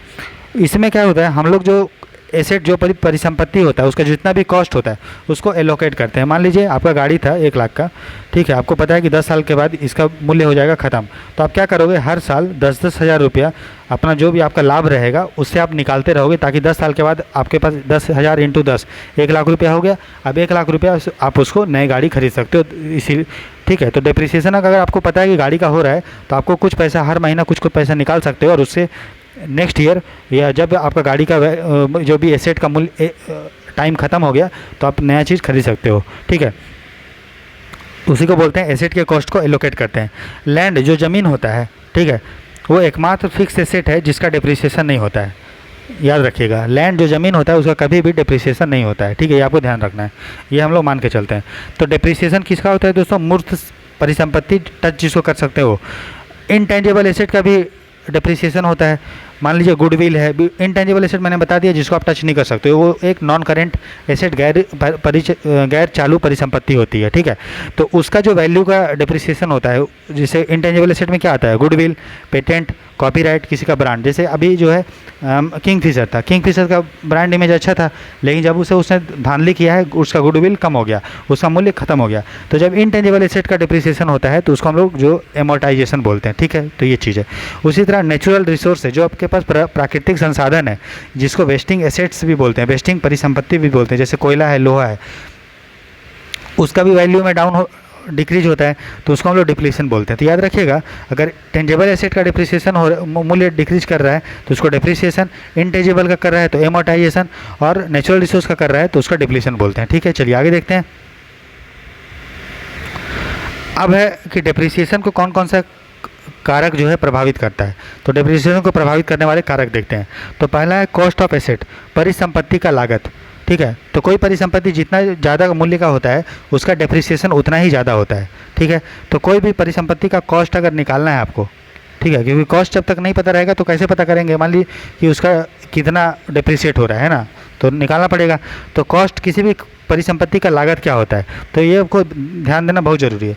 कोई भी चीज़, मान लीजिए आपने खरीदा आटा चक्की, ठीक है, मैं पूछूंगा आटा चक्की को लागत कितना है, कितने में आप उसको जो है खरीदे हो, क्रय मूल्य कितना है, मान लीजिए इसको आपने खरीदा 50,000 में, फिर आटा चक्की को तो लेके आए होंगे कहीं से, मान लीजिए आपको 500 रुपया लग गया ट्रांसपोर्टेशन खर्चा, और फिर उसको कहीं जाके आप जो है उसको स्टेबल किए, सीमेंट वीमेंट से फिक्स किए, तो उसमें मान लीजिए आपको लगे 1000 रुपया। तो मैं बोलूँगा कि आटा चक्की का मूल्य कितना है, लागत कितना है, तो सबसे पहले आप क्रय मूल्य लेंगे, कितने में खरीदे, कितना उसका अदर फ्रेट चार्ज जगह माल ढुलाई कितना लगा 500 रुपया, और कितना उसको इंस्टॉलेशन लगाने का खर्चा हुआ 1000 रुपया। तो अगर हम पूछो आटा चक्की का लागत कितना है, तो आप इसमें तीनों को जोड़ देंगे तो ये तीनों हो जाएगा 51,500 रुपया, ठीक है। ये हो गया परिसंपत्ति का लागत। तो इसमें फिर परचेज प्राइस, कितने में खरीदा, क्रय मूल्य, माल ढुलाई और लागत, तीनों चीज़ इसमें शामिल करते हैं दोस्तों, ठीक है। इसमें क्या शामिल नहीं करते हैं, कॉस्ट ऑफ एसेट में, परिसंपत्ति का लागत में, इसमें जो जीएसटी जो आपने टैक्स दिया है वो शामिल नहीं करते हैं। इसमें जो ईएमआई पे अगर आपने लिया है तो ईएमआई का खर्चा इसमें शामिल नहीं होता। इसमें जो क्रय मूल्य होगा ओरिजिनल में, वो माल ढुलाई का खर्चा और इंस्टॉल करने का खर्चा जो है इसमें शामिल होता है दोस्तों, ठीक है। तो ये हो गया। तो पहला जो फैक्टर है जो परिसंपत्ति को, जो डिप्रिसिएशन को प्रभावित करता है, वो है कॉस्ट ऑफ एसेट। दूसरा है एस्टिमेटेड या रेसिडुअल या स्क्रैप वैल्यू, जो बंगार मतलब समझते हो कूड़ा कबाड़ा जो होता है। तो आपके पास आटा चक्की मान लीजिए आपने खरीदा 51,500 रुपये में, अगर 10 साल के बाद ये ख़त्म हो गया तो मान लीजिए वो बिका आपको कबाड़ी के भाव 2,000 रुपये में, तो कितना मूल्य डिप्रिसिएट किया, 2,000 नहीं 1,500 में मान लीजिए बिका। तो हम पूछे कितना मूल्य जो है डिप्रिसिएट किया, कितना मूल्य आपका ह्रास हो गया, लॉस हुआ। तो 51,500 में आपने ख़रीदा था, आपको बंगार में 1,500 रुपये मिल गया, ठीक है, और मान लीजिए 10 साल में आपका वो मिला, तो कितना रुपया आपको डिप्रिसिएट हुआ, 51,000 में से 500 में से 15,100 घटा देंगे तो आपका होगा 50,000। 50,000 रुपया जो है आपका नुकसान हो गया 10 साल में। तो हर साल जो है मोटा मोटी आप देखेंगे तो 5,000 का आपका नुकसान हो गया। तो अगर मान लीजिए आपका कॉस्ट बहुत ज़्यादा होता, ये अगर ज़्यादा होता तो आपका डिप्रिसिएशन ज़्यादा होता है। मान लीजिए 51,500 की जगह 62,500 होता तो आपका डिप्रिसिएशन आता 60,000 रुपये आता। तो वही मैं बोल रहा हूँ कि अगर कॉस्ट ऑफ एसेट अगर बढ़ रहा है, ठीक है, तो आपका डिप्रिसिएशन ज़्यादा होगा, पहला ये बात। दूसरा, अगर आपका एस्टिमेटेड रेसिडुअल या स्क्रैप वैल्यू, जो बंगार का वैल्यू जो 1,500, ये अगर जितना आपका ज़्यादा होगा, जितना आपको बंगार का मूल्य, मान लीजिए बंगार का मूल्य आपका 5,500 मिलता है, तो 51,500 में 5,500 घटा देंगे तो आपको बचेगा 46,000 रुपया, ठीक है, 46,000 रुपया बचेगा। तो आपका अब डिप्रिसिएशन जो आ रहा है वो आ रहा है 4600, मतलब पहले डिप्रिसिएशन 500 था, 5,000 था, अब डिप्रिसिएशन हो गया 4600। मतलब अगर बंगार का वैल्यू आपका घट रहा है, ठीक है, रेसिडुअल वैल्यू घट रहा है तो डिप्रिसिएशन आपका घटेगा दोस्तों। और अगर कॉस्ट ऑफ एसेट अगर बढ़ रहा है, लागत बढ़ रहा है, तो डिप्रिसिएशन आपका बढ़ेगा, ठीक है। तो ये आपको ध्यान देना है। तो दो फैक्टर था जो आपका डिप्रिसिएशन जिससे प्रभावित होता है, ठीक है। तो डिप्रिसिएशन निकालते कैसे हैं, मैंने आपको बता दिया कि कॉस्ट ऑफ एसेट ले लो, उसमें से एस्टिमेटेड रेसिडुअल वैल्यू जो बंगार का वैल्यू हो वो घटा दो, ठीक है, तब आपको डिप्रिसिएशन मिल जाएगा। तो जो भी डिप्रिसिएशन आपका निकलता है उसका जो भी एसेट अकाउंट होता है, जो भी मान लीजिए 51,500 का आपने आटा चक्की का अकाउंट बनाया था, उसमें उसको हर महीने कुछ ना कुछ जो है हम लोग चार्ज करते रहते हैं कि मैं हर महीना मेरा इतना रुपया या हर साल इतना रुपया घटा।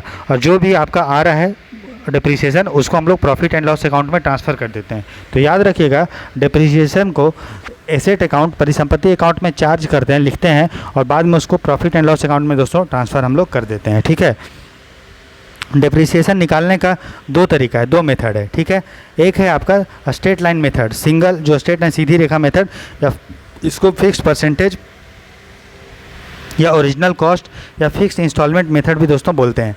इसमें क्या होता है, नाम से ही पता है स्ट्रेट लाइन कैसा होता है, सीधा होता है। इसमें क्या होता है इस मेथड में क्या होता है, फिक्स्ड परसेंट हर साल चार्ज किया जाता है। मतलब हमने देखा ऊपर कि 50,000 रुपया मेरा डिप्रिसिएशन का अमाउंट निकला था, जब 51,500 रुपया मेरा मशीन का कॉस्ट था टोटल, और 1,500 रुपया मेरा मतलब स्क्रैप का वैल्यू था 10 साल में, तो हमें निकला था 5,000 रुपया। तो स्ट्रेट लाइन मेथड में क्या होता है, हर साल 5,000 रुपया फिक्स आपका डिप्रिसिएशन होता है। तो हर साल जब सेम डिप्रिसिएशन अमाउंट सेम होगा तब उसको हम लोग तो जब हर साल डिप्रिसिएशन अमाउंट सेम होता है तो उसको हम लोग फिक्स परसेंटेज या ओरिजिनल कॉस्ट या फिक्स इंस्टॉलमेंट मेथड या स्ट्रेट लाइन मेथड दोस्तों बोलते हैं।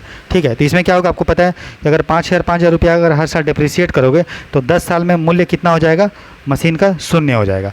तो स्ट्रेट लाइन मेथड में एसेट का वैल्यू जो है शून्य हो जाता है, जीरो हो जाता है कुछ समय के बाद। तो डिप्रिसिएशन अमाउंट कैसे निकालेंगे, cost of asset minus estimated residual value, ठीक है, बाय यूजफुल लाइफ, कितने साल वो चला। ठीक है, तो उससे आपको डिप्रिसिएशन निकालेगा। और डिप्रिसिएशन का रेट अगर निकालना है परसेंटेज में, तो जितना डिप्रिसिएशन का अमाउंट आया उसको यहाँ पे न्यूमरेटर में लिख दो, और जितना आपको कॉस्ट मशीन का पड़ा था वो लिख दो, और इंटू 100। ठीक है, तो ये आपका निकल जाएगा ऐसे डिप्रिसिएशन। ठीक है, दूसरा मेथड होता है रिटन डाउन वैल्यू मेथड या रेसिड्यूइंग बैलेंस मेथड या डिमिनिशिंग बैलेंस मेथड। ये इसके अपोजिट है। इसमें क्या होता है, डिप्रिसिएशन का अमाउंट टाइम से डिक्रीज करता है। मतलब मान लीजिए पहला आपका मशीन का कितने का था, 50,000 रुपये का था। ठीक है, मशीन का कितना रेट था दोस्तों,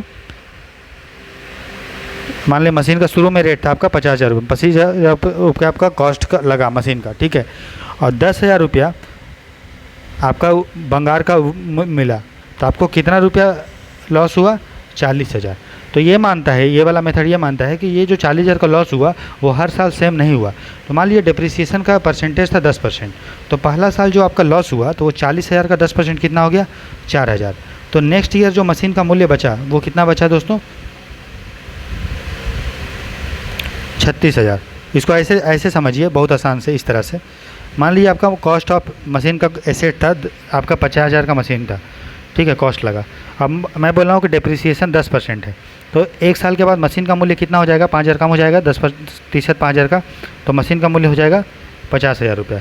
नेक्स्ट ईयर मशीन का रेट हो जाएगा इसका 10%, तो लॉस कितना हो जाएगा, 4,500 रुपया आपका लॉस हो जाएगा। 10% निकालोगे 45,000 का, तो 4,500। तो नेक्स्ट ईयर मशीन का जो मूल्य हो जाएगा 45,000 में से आप 4,500 क्या करोगे, घटा दोगे, तो 40,500 जो होगा मशीन का मूल्य हो जाएगा।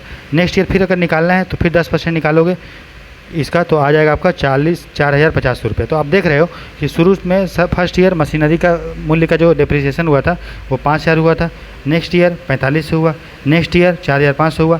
तो ऐसे क्या हो रहा है, डिप्रिसिएशन का जो अमाउंट है हर साल वो चेंज होते रह रहा है। ठीक है, और ये कभी भी जीरो नहीं होगा, आप देखते जाओगे तो कभी भी ये जीरो नहीं होगा फाइनल वैल्यू। ठीक है, और डिप्रिसिएशन निकालने का तरीका कैसे है, अगर रिटन डाउन वैल्यू मेथड से, वो है कि 1 minus under root scrap value by cost into 100। तो 1 माइनस अंडर रूट एन का मतलब हुआ कि कितने साल मशीन चला। मशीन मान लीजिए 2 साल चला।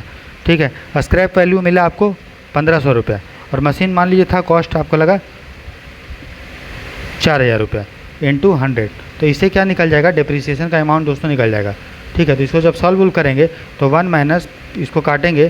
ठीक है, ये 60 है ना, 1 माइनस तो 15 चौका 60 हो गया, और ये हुआ अंडर रूट 1/2 इंटू 100।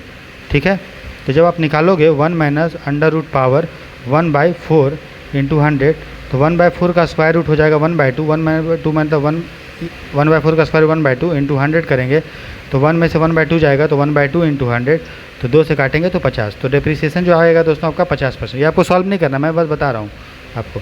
तो ये आप देखें कि इस जो रिटन डाउन वैल्यू मेथड है उसमें डिप्रिसिएशन जब आपको निकालना पड़ा तो बहुत डिफिकल्ट मेथड था। पहले स्क्वायर रूट निकालो, और यहाँ पे भी स्क्वायर रूट 2 साल में हुआ तब, अगर वहीं पे अगर 10 साल में होता है एक्सपायर तो आपको 10th रूट निकालना पड़ता, तो बहुत डिफिकल्ट है।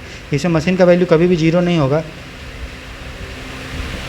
ठीक है, और हर साल डिप्रिसिएशन का अमाउंट दोस्तों वो चेंज करते रहेगा, ठीक है। इसका पीडीएफ ऑलरेडी मैं टेस्ट सीरीज ग्रुप जो बच्चे ज्वाइन किए उस वहाँ पे आपको दे दिए हैं, तो वहाँ से आप इसको देख सकते हैं, ठीक है।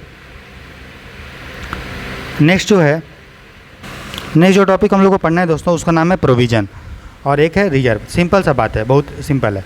देखिए प्रोविज़न मतलब मान लीजिए कोई कंपनी है, ठीक है, उसको पता होने वाला है कि यार कुछ समय बाद जो है हमको इतना रुपये देना पड़ेगा, कि हम कंपनी में मान लीजिए कोई कंपनी है, उसका कोर्ट में मैटर चल रहा है और उसको पता है कंपनी को हमको जो है लॉस होने वाला है, हमको पैसा जो है देना पड़ेगा सामने वाले पार्टी को, ठीक है, क्योंकि हम केस जो है हारने वाले हैं। तो प्रोविज़न क्या होता है, जितना भी आपका प्रॉफिट होता है उसमें से कुछ पैसा आप अलग से निकाल के रख लेते हैं, क्योंकि आपको कुछ लायबिलिटी, कुछ देयताएँ को कंप्लीट करना है फ्यूचर में, ठीक है। तो कब करना है वो आपका टाइम फिक्स होता है। तो इसको क्या होता है, प्रॉफिट एंड लॉस अकाउंट में जो भी आपका प्रॉफिट होता है उसमें से आप कुछ पैसा अलग करके रखते हैं, उसको हम लोग प्रोविज़न बोलते हैं, ताकि फ्यूचर में आपको जो भी लायबिलिटी है वो आप पूरा कर पाएँ। तो इसको प्रॉफिट पे दोस्तों चार्ज करते हैं। जैसे एग्जांपल है प्रोविज़न का कि डिप्रिसिएशन हम लोगों ने ऊपर पढ़ा था, तो इसमें आपको पता है कि हर साल मेरा कुछ पैसा लॉस हो रहा है डिप्रिसिएशन में, इसलिए 10 साल के या 15 साल के बाद हमको एक मशीन ख़रीदना पड़ेगा, इसलिए क्यों ना प्रॉफिट में से कुछ पैसा काट के हम लोग जो है अलग से रखें, ताकि जब मशीन का लाइफ ख़त्म हो जाए तो हम लोग नया मशीन ले पाएँ। तो उसके लिए आप प्रोविज़न बनाते हैं, उसको बोलते हैं प्रोविज़न फॉर डिप्रिसिएशन। उसी तरह फ्यूचर में आपको पता है कि हमने किसी को लोन दिया था और वो लोन हमको वापस नहीं मिलेगा, डाउटफुल लोन है, संदेह लोन है, वापस नहीं मिलेगा, तो उसके लिए आप जो है अलग से प्रोविज़न बना के रखते हैं। अगर टैक्स के लिए भी बना के रखते हैं, इन्वेंट्री भी के लिए भी प्रोविज़न बना के रखते हैं, ठीक है। क्यों हम प्रोविज़न बनाते हैं, तो मैंने आपको बताया था कि हम लोग जो है एक कॉन्सेप्ट पढ़ रहे थे जनरल अकाउंटिंग कॉन्सेप्ट में, रूढ़िवादिता का, कंजर्वेटिज्म या प्रूडेंस का कॉन्सेप्ट, जो ये बोलता है कि अगर फ्यूचर में आपको लॉस होने वाला है तो उसका आप ध्यान रखो, लेकिन अगर लाभ होने वाला है, प्रॉफिट होने वाला है तो ध्यान मत रखो। तो चूंकि यहाँ पे आप देख रहे हो कि ये एक तरह का लॉस है, एक लायबिलिटी है, तो चूंकि फ्यूचर में आपको करना है, इसीलिए इसको कंजर्वेटिज्म प्रूडेंस के कॉन्सेप्ट के आधार पे हम लोग प्रोविज़न दोस्तों बनाते हैं।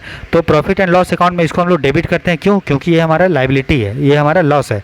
तो मैंने बताया था प्रॉफिट एंड लॉस अकाउंट में एंट्री कैसे करते हैं। प्रॉफिट एंड लॉस अकाउंट में अगर क्लियर के फार्मूला से देखेंगे, ठीक है, ठीक है, तो ये आपका क्या है दोस्तों, एक्सपेंस है। क्या है आपका एक्सपेंस है, खर्चा है। प्रॉफिट एंड लॉस से कुछ पैसा निकाल के अलग रखते हो, इसलिए एक्सपेंस को जब बढ़ता है तो आप उसको क्या करते हैं, डेबिट, क्योंकि यह एक एक्सपेंस होता है। प्रोविज़न क्यों बनाते हैं, ताकि इसको जो ट्रू प्रॉफिट है, जो सही प्रॉफिट है वो आपको पता चले। किसी कंपनी का फाइनेंशियल पोजीशन, वित्तीय स्थिति पता चलता है। मान लो कोई कंपनी है, उस पर दुनिया भर का लोन है, टैक्स में भी देना है, इधर भी देना है, उधर भी देना है, और वो उसका अगर प्रोविज़न नहीं बनाएगा तो सही पोजीशन, आप जो फाइनेंशियल पोजीशन, एसेट कितना है, लायबिलिटी है, नहीं बता सकते हो, है कि नहीं। चलिए, तो ये हो गया प्रोविज़न के बारे में। अब हम लोग देखते हैं दोस्तों रिजर्व के बारे में। तो समझ में आ गया दोस्तों प्रोविज़न। आप देखते हैं हम लोग रिजर्व के बारे में। तो देखिए रिजर्व जो होता है वो स्पेशल पर्पज़ के लिए बनता है और फाइनेंशियल पोजीशन को बेहतर बनाने के लिए होता है। मतलब इसमें आपको कोई लायबिलिटी नहीं होती है, इसमें हम लोग खुद ऐसा करते हैं ताकि मान लीजिए कोई कंपनी है, उसको एक्सपेंड करना है, तो क्या करेगा, प्रॉफिट को में से कुछ पैसा को काट के अलग से रख लेगा, ताकि फ्यूचर में उसको मशीन अगर कुछ खरीदना पड़े, बिजनेस को एक्सपेंड करना पड़े, तो ये तो स्पेशल पर्पज़ के लिए या फाइनेंशियल पोजीशन को अच्छा करने के लिए रिजर्व हम लोग बनाते हैं। तो पर्पज़ क्या होता है, इसका फिक्स नहीं होता है, इसका पर्पज़ पता नोन नहीं होता है, इसको डिटरमाइंड नहीं होता कि पहले से हम यही करेंगे, ठीक है। तो इसमें भी प्रॉफिट में से कुछ पैसा काट के इसके लिए हम लोग profit and loss appropriation account बनाते हैं, उसको हम लोग डेबिट साइड में लिखते हैं। तो ये आपको ध्यान देना है। तो जो रिजर्व है वो प्रॉफिट में से काटते हैं और इसको प्रॉफिट एंड लॉस जो एप्रोप्रिएशन अकाउंट होता है उसके डेबिट साइड में इसको लिखते हैं, ठीक है। तो profit and loss appropriation account एक होता है दोस्तों, उसको डेबिट साइड में हम लोग लिखते हैं, किसको, रिजर्व को लिखते हैं। क्यों बनाते हैं रिजर्व, तो वही बिजनेस को बढ़ाने के लिए बनाते हैं, या फ्यूचर में मान लो कोई आकस्मिक घटना हो गया, आग लग गया, ये लग गया, वो लग गया फैक्ट्री में, तो ये तो पहले से पता नहीं था। इसमें देखिए, इसमें क्या होता है, कुछ वो चीज़ हम लोग को पता होता है प्रोविज़न में, इसमें क्या होता है, पता नहीं होता, नोन नहीं होता है, ठीक है, कि क्या करना है। तो कुछ अनफोर्चुनेट वाला आग लग गया तो मुआवजा देना पड़ेगा, तो रिजर्व के थ्रू हम जो लोग जो है मुआवजा दे सकते हैं। कोई लायबिलिटी अगर देना है जिसको बारे में पता नहीं है तो रिजर्व का प्रयोग किया जा सकता है, ठीक है। तो रिजर्व जो होता है दोस्तों वो दो टाइप का जनरली होता है, एक होता है रेवेन्यू और एक होता है कैपिटल। सिंपल है, रेवेन्यू के बारे में बता दिया, जो चीज़ बिजनेस से रिलेटेड होता है, नॉर्मल बिजनेस, ठीक है, तो उससे जो पैसा आता है उसमें से जो पैसा काट के हम लोग बनाते हैं उसको रेवेन्यू रिजर्व में बनाते हैं।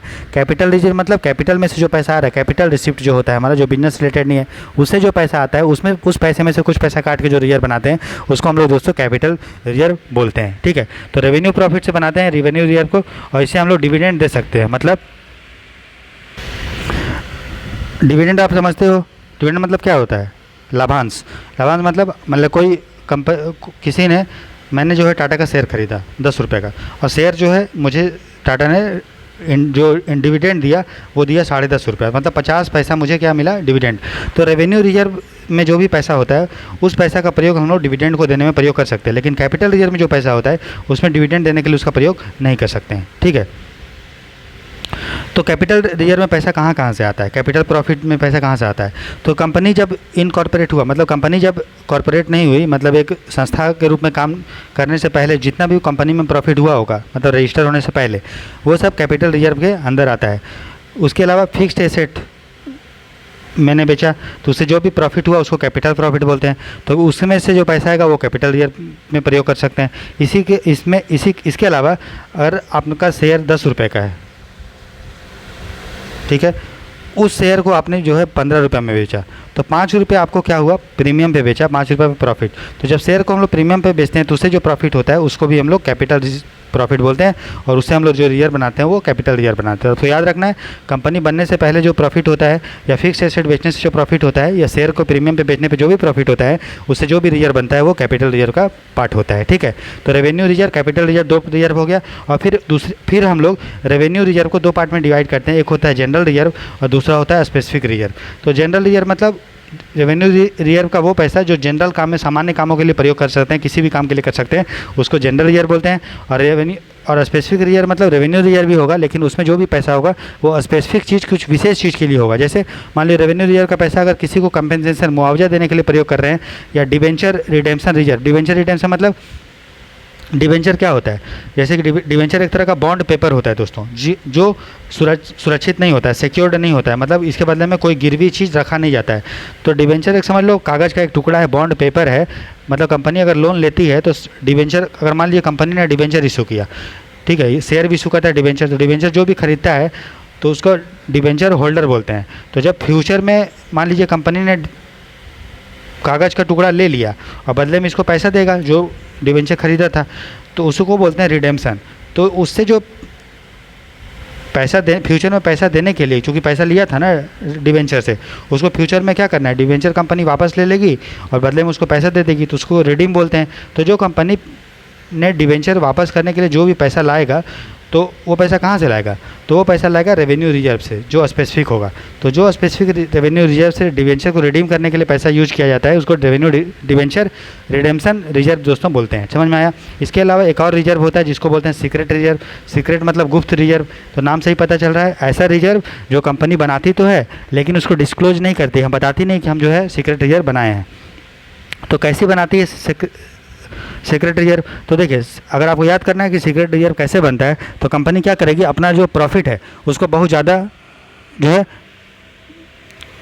नहीं दिखाएगी। कंपनी दिखाएगी कि मेरा प्रॉफिट जो है 10 रुपये ही हो रहा है, लेकिन हो रहा था प्रॉफिट 15 रुपया। अब चूँकि प्रॉफिट जब 15 रुपया हो रहा था तो इसको ज़्यादा पैसा शेयर होल्डर लोगों को देना पड़ेगा, शेयर धारकों को टैक्स भी देना पड़ेगा। लेकिन जब कंपनी प्रॉफिट था 15 लेकिन दिखाई कम, तो 10 जो ये 5 रुपये बचा ली, ठीक है, तो वो सीक्रेट रिजर्व में डाल देती है। तो जब भी कंपनी अपना इनकम कम दिखाकर, खर्चा ज़्यादा दिखाकर रिजर्व बनाती है तो उसको हम लोग सीक्रेट रिजर्व बोलते हैं, ठीक है। तो किस तरह से खर्चा ज़्यादा दिखा देगी, कंपनी दिखा देगी कि यार डिप्रिसिएशन मेरा ज़्यादा हो रहा है, जो उसके पास स्टॉक था, जो भी माल था, उसका वैल्यू कम दिखाएगी कि मेरे पास इतने का वैल्यू है। फिर डाउटफुल एसेट जो होता है, ठीक है, डाउटफुल एसेट मतलब जहाँ जो एसेट आपका डाउटफुल है उससे पैसा नहीं आने, उसका प्रोविज़न बढ़ा देगी कि यार हमको इतना रुपये इसमें खर्चा हो रहा है ये वो। उसी तरह जो कंटिजेंट लाइबिलिटी है कि जो भविष्य में जो होने वाला है, अभी हुआ नहीं होने वाला है, उसको रियल लाइबिलिटी दिखा देगी कि नहीं हो गया है। तो इससे कंपनी क्या करी, अपना खर्चा को ज़्यादा दिखा रही है, इनकम को कम कर रही है। तो वैसे रिजर्व जो इस तरह से बनता है उसको हम लोग सीक्रेट रिजर्व दोस्तों बोलते हैं, ठीक है। अब अगला टॉपिक हमारा है इन्वेंट्री के बारे में। इन्वेंट्री मतलब होता है गोदाम। गोदाम में जो माल होता है, जैसे टाटा ने मान लीजिए 10 गाड़ी बेचा, 10 गाड़ी बनाया, 10 व्हीकल बनाया, लेकिन साल के अंत में 2 व्हीकल नहीं बिका, तो 2 व्हीकल क्या हो गया, उसके लिए इन्वेंट्री हो गया, माल हो गया। तो इन्वेंट्री का वैल्यू जो हम लोग निकाल रहे हैं, 2 गाड़ी का मूल्य, उसको किस तरह से निकालते हैं वो देखिए। तो क्लोजिंग इन्वेंट्री, 2 टाइप का इन्वेंट्री होता है। तो मान लीजिए टाटा ने अकाउंटिंग 1 जनवरी से लेके 1 जनवरी से लेके 31 जनवरी तक टाटा ने अकाउंटिंग किया। तो 1 जनवरी जब स्टार्ट हुआ अकाउंटिंग पीरियड, उस समय टाटा के पास कितना माल था, कितना जो है इन्वेंट्री था, उसको हम लोग बोलते हैं ओपनिंग इन्वेंट्री। और साल ख़त्म होने के बाद मतलब 31 दिसंबर को कितना उसके पास इन्वेंट्री था, उसको बोलते हैं क्लोजिंग इन्वेंट्री। तो जो हम लोग मूल्य निकालते हैं इन्वेंट्री का, वो 3 तरह से निकाल सकते हैं दोस्तों। बहुत आसान प्रोसेस है, ठीक है, बहुत आसान तरीका है। इसमें क्या होता है, पहला है FIFO, first in first out, मतलब जो पहले आया उसको पहले बेचो। जैसे मान लीजिए टाटा ने 10 गाड़ी जो है 10 गाड़ी बनाया, ठीक है, शुरू में जनवरी में, और फरवरी में भी 2 गाड़ी बनाया। अब हम बोलो कि इन्वेंट्री निकालो 2 फरवरी को, तो अगर हम फीफो यूज करेंगे ना, तो पहले जो आया और टाटा ने मान लीजिए 5 गाड़ी बेचा, तो ये जो सिंपल सुनिए, फर्स्ट इन फर्स्ट आउट, ठीक है, मतलब पहले जो आया उसको पहले बेचो, ठीक है। तो मान लीजिए टाटा ने शुरू में 5 गाड़ी जो है 5 गाड़ी जनवरी में बेचा, और एक गाड़ी का जो मूल्य था दोस्तों बेचने का वो था 1 लाख रुपये। मतलब ये जो गाड़ी टाटा ने 5 गाड़ी बनाया जनवरी में, उसका जो मूल्य था वो था 5 लाख रुपया एक का, ठीक है। और फरवरी में फिर 5 गाड़ी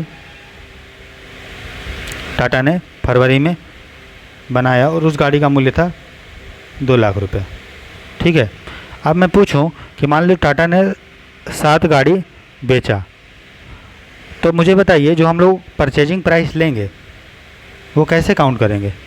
मान लीजिए टाटा ने 7 गाड़ी बेचा, तो परचेजिंग प्राइस किसका काउंट करेंगे। तो अगर हम first in first out method use कर रहे हैं, तो पहले कौन आया जनवरी, तो सबसे पहले बोल रहा है इसको बेचो, तो 5 गाड़ी ये बिकेगा, तो 5 गाड़ी ये बिकेगा, तो 5 गाड़ी का क्रय मूल्य कितना हो जाएगा 5, परचेजिंग प्राइस कितना हो जाएगा 5 इंटू 1 लाख, मतलब 5 लाख रुपये, प्लस 2 गाड़ी और बेचना है 7 तभी होगा, तो 2 इंटू अब ये वाला लेंगे, तो पहले ये वाला ख़त्म हो गया पहले वाला, अब जो बच गया तो 2 इंटू 2 लाख, तो क्या हो जाएगा 4 लाख, ठीक है। तो अब गाड़ी का टोटल गाड़ी का परचेजिंग प्राइस कितना हो गया 5 लाख प्लस 4 लाख 9 लाख रुपए। बात समझ में आया। तो first in first out method में ये बोलता है कि जो पहले आया उसको पहले बेचो। अच्छा, last in first out method में होगा जो आखिरी आया उसको पहले बेचो। तो आखिरी में अगर यहीं पे अगर 7 गाड़ी बेचा टाटा ने और मैं बोलूँ परचेजिंग प्राइस कितना होगा, तो लास्ट में कौन आया फरवरी वाला गाड़ी आया, कितना आया 5 गाड़ी, तो 5 गाड़ी के हिसाब से 2 लाख के हिसाब से 5 गाड़ी का मूल्य हो गया 5 इंटू 2 मतलब 10 लाख, प्लस अब ये वाला बेचेंगे, पहले लास्ट वाला बेचेंगे लीफो में, लास्ट इन फर्स्ट आउट में मतलब पहले जो आया उसको फर्स्ट आउट करो, मतलब पहले बेचो। तो पहले लास्ट वाला बेच लो 2 गाड़ी मतलब 5 गाड़ी, और 2 गाड़ी ये वाला बेच लो, तो 2 इंटू 1 लाख था तो 2 लाख रुपये। तो अब गाड़ी का जो परचेजिंग प्राइस आया वो आया 12 लाख, ठीक है। तो फर्स्ट इन फर्स्ट आउट में जो पहले आया उसको पहले बेचो, लास्ट इन फर्स्ट आउट में जो आखिरी आया उसको लास्ट में बेचो। और तीसरा मेथड होता है दोस्तों वेटेड एवरेज। इसमें क्या होता है, इसमें हम लोग last in first out method नहीं यूज करते हैं, इसमें हम लोग यूज करते हैं कि टोटल कॉस्ट कितना है, टोटल क्वांटिटी कितना है। तो बताइए टोटल कॉस्ट कितना हुआ 10 गाड़ी का, 5 गाड़ी का हुआ 5 इंटू 1 लाख मतलब 5 लाख रुपये, प्लस 5 गाड़ी का हुआ 2 लाख के हिसाब से 10 लाख रुपये, और टोटल क्वांटिटी कितना था 10 गाड़ी, तो 5 लाख प्लस 10 लाख 15 लाख हो गया बटा 10 लाख, ठीक है, बट्टा कितना 10 गाड़ी। तो अब गाड़ी का एक गाड़ी का रेट कितना हो गया परचेजिंग प्राइस 1.5 लाख रुपए। तो वेटेड एवरेज में हम लोग total cost by total quantity को डिवाइड करते हैं, वेटेड एवरेज निकालते हैं। तो इन्वेंट्री का वैल्यू निकालने का दोस्तों 3 मेथड है, एक लीफो, फीफो और एक आपका वेटेड एवरेज मेथड। और कौन कैसा मेथड होता है मैंने आपको सब बता दिया दोस्तों, ठीक है। अब देखिए तो इन्वेंट्री का जो हम लोग बनाते हैं, ठीक है, तो इन्वेंट्री जो होता है एक आपका करंट एसेट होता है, चालू परिसंपत्ति होता है, क्योंकि इसका मकसद जो होता है बेचना होता है 1 साल के अंदर, इसलिए इसको करंट एसेट में काउंट करते हैं। एक कॉन्सेप्ट होता है जिसको बोलते हैं कॉस्ट ऑफ गुड्स सोल्ड, जो भी आप सामान बेच रहे हो उसका कितना लागत लगा उसको निकालना है। तो कैसे निकालोगे, तो सबसे पहले आप निकालो उसका परचेजिंग प्राइस, क्रय मूल्य निकाल लो। उसके बाद ओपनिंग स्टॉक जो आपका साल के शुरू में जितना स्टॉक था उसका मूल्य निकालो, और माइनस कर लो क्लोजिंग स्टॉक जितना आपने बेच दिया, जो आपका साल के अंत में जो था। तो ओपनिंग स्टॉक मतलब साल के पहले में शुरुआत में, और क्लोजिंग स्टॉक मतलब साल के लास्ट में। इन दोनों को घटा दो और उसमें परचेजिंग प्राइस जोड़ दोगे तो आपका लागत आ जाएगा कितना आपका लागत लगा सामान का। और आपको अगर प्रॉफिट निकालना है तो जितना पे आपने बेचा उसमें से ये वाला कॉस्ट ऑफ गुड्स सोल्ड घटा दोगे तब आपका प्रॉफिट आएगा। इससे डायरेक्ट यूपीएससी ने क्वेश्चन पूछा है कि कॉस्ट ऑफ गुड्स सोल्ड क्या होता है, opening stock minus closing stock या परचेजिंग प्राइस, ठीक है। प्रॉफिट पूछा था क्वेश्चन कि प्रॉफिट क्या होता है, प्रॉफिट होता है selling price minus cost of goods sold. Profit होता है कॉस्ट ऑफ गुड्स सोल्ड। आप यहाँ पे परचेजिंग प्राइस मत लिख देना, क्योंकि परचेजिंग प्राइस में opening stock minus closing stock घटाओगे तब आएगा कॉस्ट ऑफ गुड्स सोल्ड, ठीक है। इसीलिए प्रॉफिट निकालना है तो कॉस्ट ऑफ गुड्स सोल्ड लेंगे, ना कि परचेजिंग प्राइस लेंगे दोस्तों। बात समझ में आ रहा है। चलिए अब अगला टॉपिक देखते हैं। अब देखिए लॉस के बारे में देखते हैं, हानि। तो हानि जो होता है दोस्तों वो 2 टाइप का होता है, एक होता है नॉर्मल लॉस, एक होता है एबनॉर्मल लॉस। नॉर्मल लॉस मतलब देखिए आपको पता है अब मान लो कश्मीर से सेव मंगा रहा है बेचने के लिए, झारखंड में सेव मंगा रहा है कि बेचेंगे। आपको पता है सेव जो होता है वो पेरिसेबल होता है, ख़राब हो जाएगा, सड़ जाएगा। तो अगर आप यहाँ पे 100 सेव मंगा रहे हो तो चांसेस है कि यार 5-6 सेव लॉस हो जाएगा। तो ऐसा चीज़ जिसके बारे में आपको इन्फॉर्मेशन पता है कि यार ये बिजनेस जब हो रहा है तो कुछ चीज़ वो लॉस होना ही होना है, उसको आप टाल नहीं सकते। उसको बोलते हैं नॉर्मल लॉस, सामान्य लॉस, ठीक है। जैसे ट्रांसपोर्टेशन में जो लॉस हो गया, या फिर पेट्रोल है, पेट्रोल आपको पता है कि ट्रांसपोर्ट होगा, कुछ ना कुछ पेट्रोल उड़ जाएगा, तो वो सब नॉर्मल लॉस हुआ। लेकिन मान लीजिए गाड़ी आ रही थी और गाड़ी जो है सेव का पलट गया और गाड़ी सब सेव बर्बाद हो गया, तो क्या आपको पता था क्या कि एक्सीडेंट होगा? नहीं। तो वैसा लॉस जिसके बारे में आपको इन्फॉर्मेशन नहीं है उसको बोलते हैं एबनॉर्मल लॉस, असामान्य लॉस दोस्तों, ठीक है। तो लॉस 2 टाइप का होता है, आपको समझ में आ गया कौन कैसा लॉस होता है। अब देखिए लॉस्ट प्राइस, मतलब जो लॉस हो गया उसका मूल्य कैसे निकालते हैं। तो जो भी आपका खर्चा हुआ और जितना आपका एक्चुअल क्वांटिटी बचा उसी को लॉस्ट प्राइस निकालते हैं। तो एक्सपेंस माइनस खर्चा माइनस जो भी क्वांटिटी था उसको निकालोगे तो लॉस्ट प्राइस निकलेगा दोस्तों। अब हम लोग टॉपिक पढ़ेंगे पार्टनरशिप के बारे में, ठीक है। पार्टनरशिप मतलब क्या होता है, मैं और आप मिल के अगर कोई फैक्ट्री खोले हैं तो हम लोग एक दूसरे लोग क्या है, पार्टनर है। तो पार्टनर क्या होता है, अलग अलग टाइप का पार्टनर्स होता है दोस्तों। तो एक होता है एक्टिव पार्टनर या मैनेजिंग पार्टनर। तो नाम से ही पता है एक्टिव मतलब सक्रिय। तो ऐसा पार्टनर जो कंपनी में कैपिटल लगाएगा, पूंजी लगाएगा और उसका मैनेजमेंट भी करेगा, सब चीज़ को मैनेज भी करेगा और उसको बदले में उसको सैलरी भी मिलता है, तो उसको बोलेंगे एक्टिव या मैनेजिंग पार्टनर, ठीक है। तो एक्टिव मैनेजिंग पार्टनर कौन होता है, जो कंपनी में कैपिटल लगाता है, पूंजी लगाता है और सब चीज़ को मैनेज भी करता है और बदले में सैलरी भी मिलता है। एक होता है स्लीपिंग पार्टनर या डोरमेंट पार्टनर, मतलब निष्क्रिय पार्टनर या सुप्त पार्टनर या स्लीपिंग पार्टनर। तो वो कैपिटल तो लगाता है लेकिन उसको मैनेजमेंट से कोई मतलब नहीं है, प्रबंधन से कोई मतलब नहीं है, कैसे हो रहा है क्या हो रहा है कोई फर्क नहीं पड़ता है। तो उसको सैलरी तो नहीं मिलेगा लेकिन हाँ कंपनी का अगर प्रॉफिट हो रहा है तो प्रॉफिट उसको जरूर मिलता है, ठीक है। तो एक्टिव पार्टनर समझ में आ गया, स्लीपिंग पार्टनर समझ में आ गया। अब है माइनर पार्टनर या partner in profit only. Minor मतलब जो कोई आदमी जो पार्टनर तो है लेकिन उसका उम्र अगर 18 साल से छोटा है वो, ठीक है, तो वो उसको बोलते हैं पार्टनर इन प्रॉफिट या माइनर पार्टनर। तो वैसा आदमी जो जिसका उम्र 18 साल से कम है उसको माइनर पार्टनर बोलते हैं। तो जो भी माइनर पार्टनर होता है उसको स्पेशल सुविधा ये होता है कि अगर कंपनी को फ़ायदा हुआ है तब उसको मिलेगा, लेकिन अगर कंपनी को लॉस हुआ है तो उसका बोझ जो है उसको ढोना नहीं पड़ेगा, ठीक है। तो जो माइनर पार्टनर होता है उसको सिर्फ वो प्रॉफिट को ही शेयर करता है, लॉस में हानि में उसका कोई भी शेयर दोस्तों नहीं होता है और उसको प्रॉफिट मिलेगा ही मिलेगा, ठीक है। एक होता है सीक्रेट पार्टनर, ठीक है, नाम जानने का जरूरत नहीं है क्या होता है, फालतू है ये। सीक्रेट पार्टनर मतलब गुप्त पार्टनर, जो पता नहीं रहेगा कि वो पार्टनर है लेकिन काम कर रहा है, ठीक है। एक होता है नॉमिनल पार्टनर। नॉमिनल पार्टनर मतलब सिर्फ नाम का पार्टनर है, सिर्फ पेपर में पार्टनर है, ठीक है, सिर्फ मार्केटिंग पार्टनर है, सिर्फ मार्केटिंग करना है, वो पैसा इन्वेस्ट नहीं करता है, सिर्फ वो नाम का पार्टनर है। एक होता है स्टोपल पार्टनर। स्टोपल पार्टनर या उसको पार्टनर बाय होल्डिंग आउट भी बोलते हैं। तो जो एक्चुअल पार्टनर नहीं होता है, बस सिर्फ नाम का पार्टनर है, ठीक है, मतलब उसका नाम भी नहीं है, बस ऐसे ही पार्टनर है, उसको बोलते हैं स्टोपल पार्टनर, ठीक है। अब हम लोग कुछ कॉन्सेप्ट देखेंगे दोस्तों पार्टनरशिप से रिलेटेड। देखिए जब भी डर होगा, डर का मतलब डेथ, एडमिशन या रिटायरमेंट। जैसे कि मान लीजिए दो लोग मिलके या बहुत सारे लोग मिलके पार्टनरशिप बनाए थे, ठीक है, एक कंपनी खोले थे पार्टनर में, उनमें से कुछ का लॉस डेथ हो गया या कुछ नए लोग और जुड़ गए या कुछ लोग रिटायर हो गए, तो क्या होगा, हम लोग को पूरा अकाउंट दोबारा से बनाना पड़ेगा। जो भी अकाउंट में जो भी उस समय कैपिटल रहा होगा, प्रॉफिट रहा होगा, सबको अलग से अच्छे से बनाना होगा। तो जब भी डेथ होता है, एडमिशन होता है नए पार्टनर का या रिटायरमेंट होता है, तब हम लोग अकाउंट बनाते हैं और उस अकाउंट का नाम है रीवैल्यूएशन अकाउंट, ठीक है। डायरेक्ट आपसे यूपीएससी क्वेश्चन पूछ सकता है, जब किसी नया पार्टनर का डेथ होता है, एडमिशन होता है या रिटायरमेंट होता है किसी भी पार्टनर का, तो कौन सा अकाउंट बनाते हैं, तो रीवैल्यूएशन अकाउंट बनाते हैं दोस्तों। उसी तरह कोई पार्टनरशिप में कोई कंपनी खोला था, अब ये इनको लग रहा है कि कंपनी को आप बंद कर देंगे, डिजॉल्व कर देंगे, विघटन कर देंगे, ख़त्म कर देंगे, तब कौन सा अकाउंट बनाया जाता है, तब हम लोग बनाते हैं दोस्तों रियलाइजेशन अकाउंट। तो याद रखिएगा रीवैल्यूएशन अकाउंट बनाते हैं तब जब किसी कंपनी में मेंबर का जो सदस्य जो पार्टनर है उसका डेथ होगा, एडमिशन होगा या उसका क्या हो जाएगा, रिटायर कर जाएगा। लेकिन कंपनी अगर विघटन हो जाएगा, डिजोल्यूशन हो जाएगा, तब हम लोग बनाते हैं दोस्तों रियलाइजेशन अकाउंट, ठीक है। उसके बाद और भी कुछ कॉन्सेप्ट है दोस्तों गुडविल के बारे में, ठीक है। गुडविल पता है, कंपनी का नाम को ही गुडविल बोलते हैं, ठीक है। तो कंपनी का जो कितना वैल्यू है निकालने का कैसे, जब हम बोलेंगे कि टाटा का गुडविल कितना है, जैसे दो कंपनी है, ठीक है, एक है हल्दीराम, ठीक है, इसका मिक्सचर आपने खाया होगा, एक है गोयल मिक्सचर। तो देखेंगे कि दोनों मिक्सचर का लगभग जो टेस्ट लगभग सेम होता है, लेकिन फिर भी अगर मैं गोयल को ख़रीदना चाहूँगा, गोयल कंपनी को, तो गोयल कंपनी क्या जितने में बिकेगी 10 लाख में मान लो, तो क्या हल्दीराम को भी 10 लाख में मैं खरीद पाऊंगा क्या? नहीं। तो हल्दीराम जो पैसा ले रही है 10 लाख, मान लो ये 10 करोड़ बोलेगी कि नहीं हम 10 करोड़ में बिकेंगे, तो जो 10 करोड़ रुपये जो हल्दीराम ले रही है वो किस चीज़ का ले रही है? तो वो ले रही है भैया उस कंपनी का नाम का, रेपुटेशन का। तो जो हम लोग गुडविल है उसी को रेपुटेशन कंपनी का नाम बोलते हैं। तो जो रेपुटेशन है उसको निकालने का 3 तरीका है। एक है एवरेज प्रॉफिट मेथड, बस आपको नाम जान लो और कुछ उससे ज़्यादा जानने की जरूरत नहीं है। एवरेज प्रॉफिट मतलब प्रॉफिट आप देख लेंगे कि जो भी कंपनी हम खरीद रहे हैं उसका एवरेज प्रॉफिट कितना रहा है। एक होता है सुपर प्रॉफिट कि किस साल में वो कितना ज़्यादा प्रॉफिट कमाया है, उसको सुपर प्रॉफिट बोलते हैं। एक होता है कैपिटलाइजेशन और प्रॉफिट मेथड। इसमें हम लोग क्या करते हैं, जो भी प्रॉफिट हो रहा है उसको हम लोग पूंजी में कन्वर्ट कर देते हैं। तो ये 3 मेथड है दोस्तों जिससे हम लोग गुडविल को या ब्रांड इमेज किसी भी कंपनी का रेपुटेशन का दोस्तों नापते हैं। ठीक है, तो जो गुडविल होता है दोस्तों वो जनरली जो है वो 2 टाइप का होता है, मतलब खरीदने और मिलने के हिसाब से। तो एक होता है परचेज गुडविल, इसमें क्या करते हैं गुडविल को रिकॉर्ड किया जाता है कि टाटा का अच्छा गुडविल इतना है, इतने में ये बिकेगा।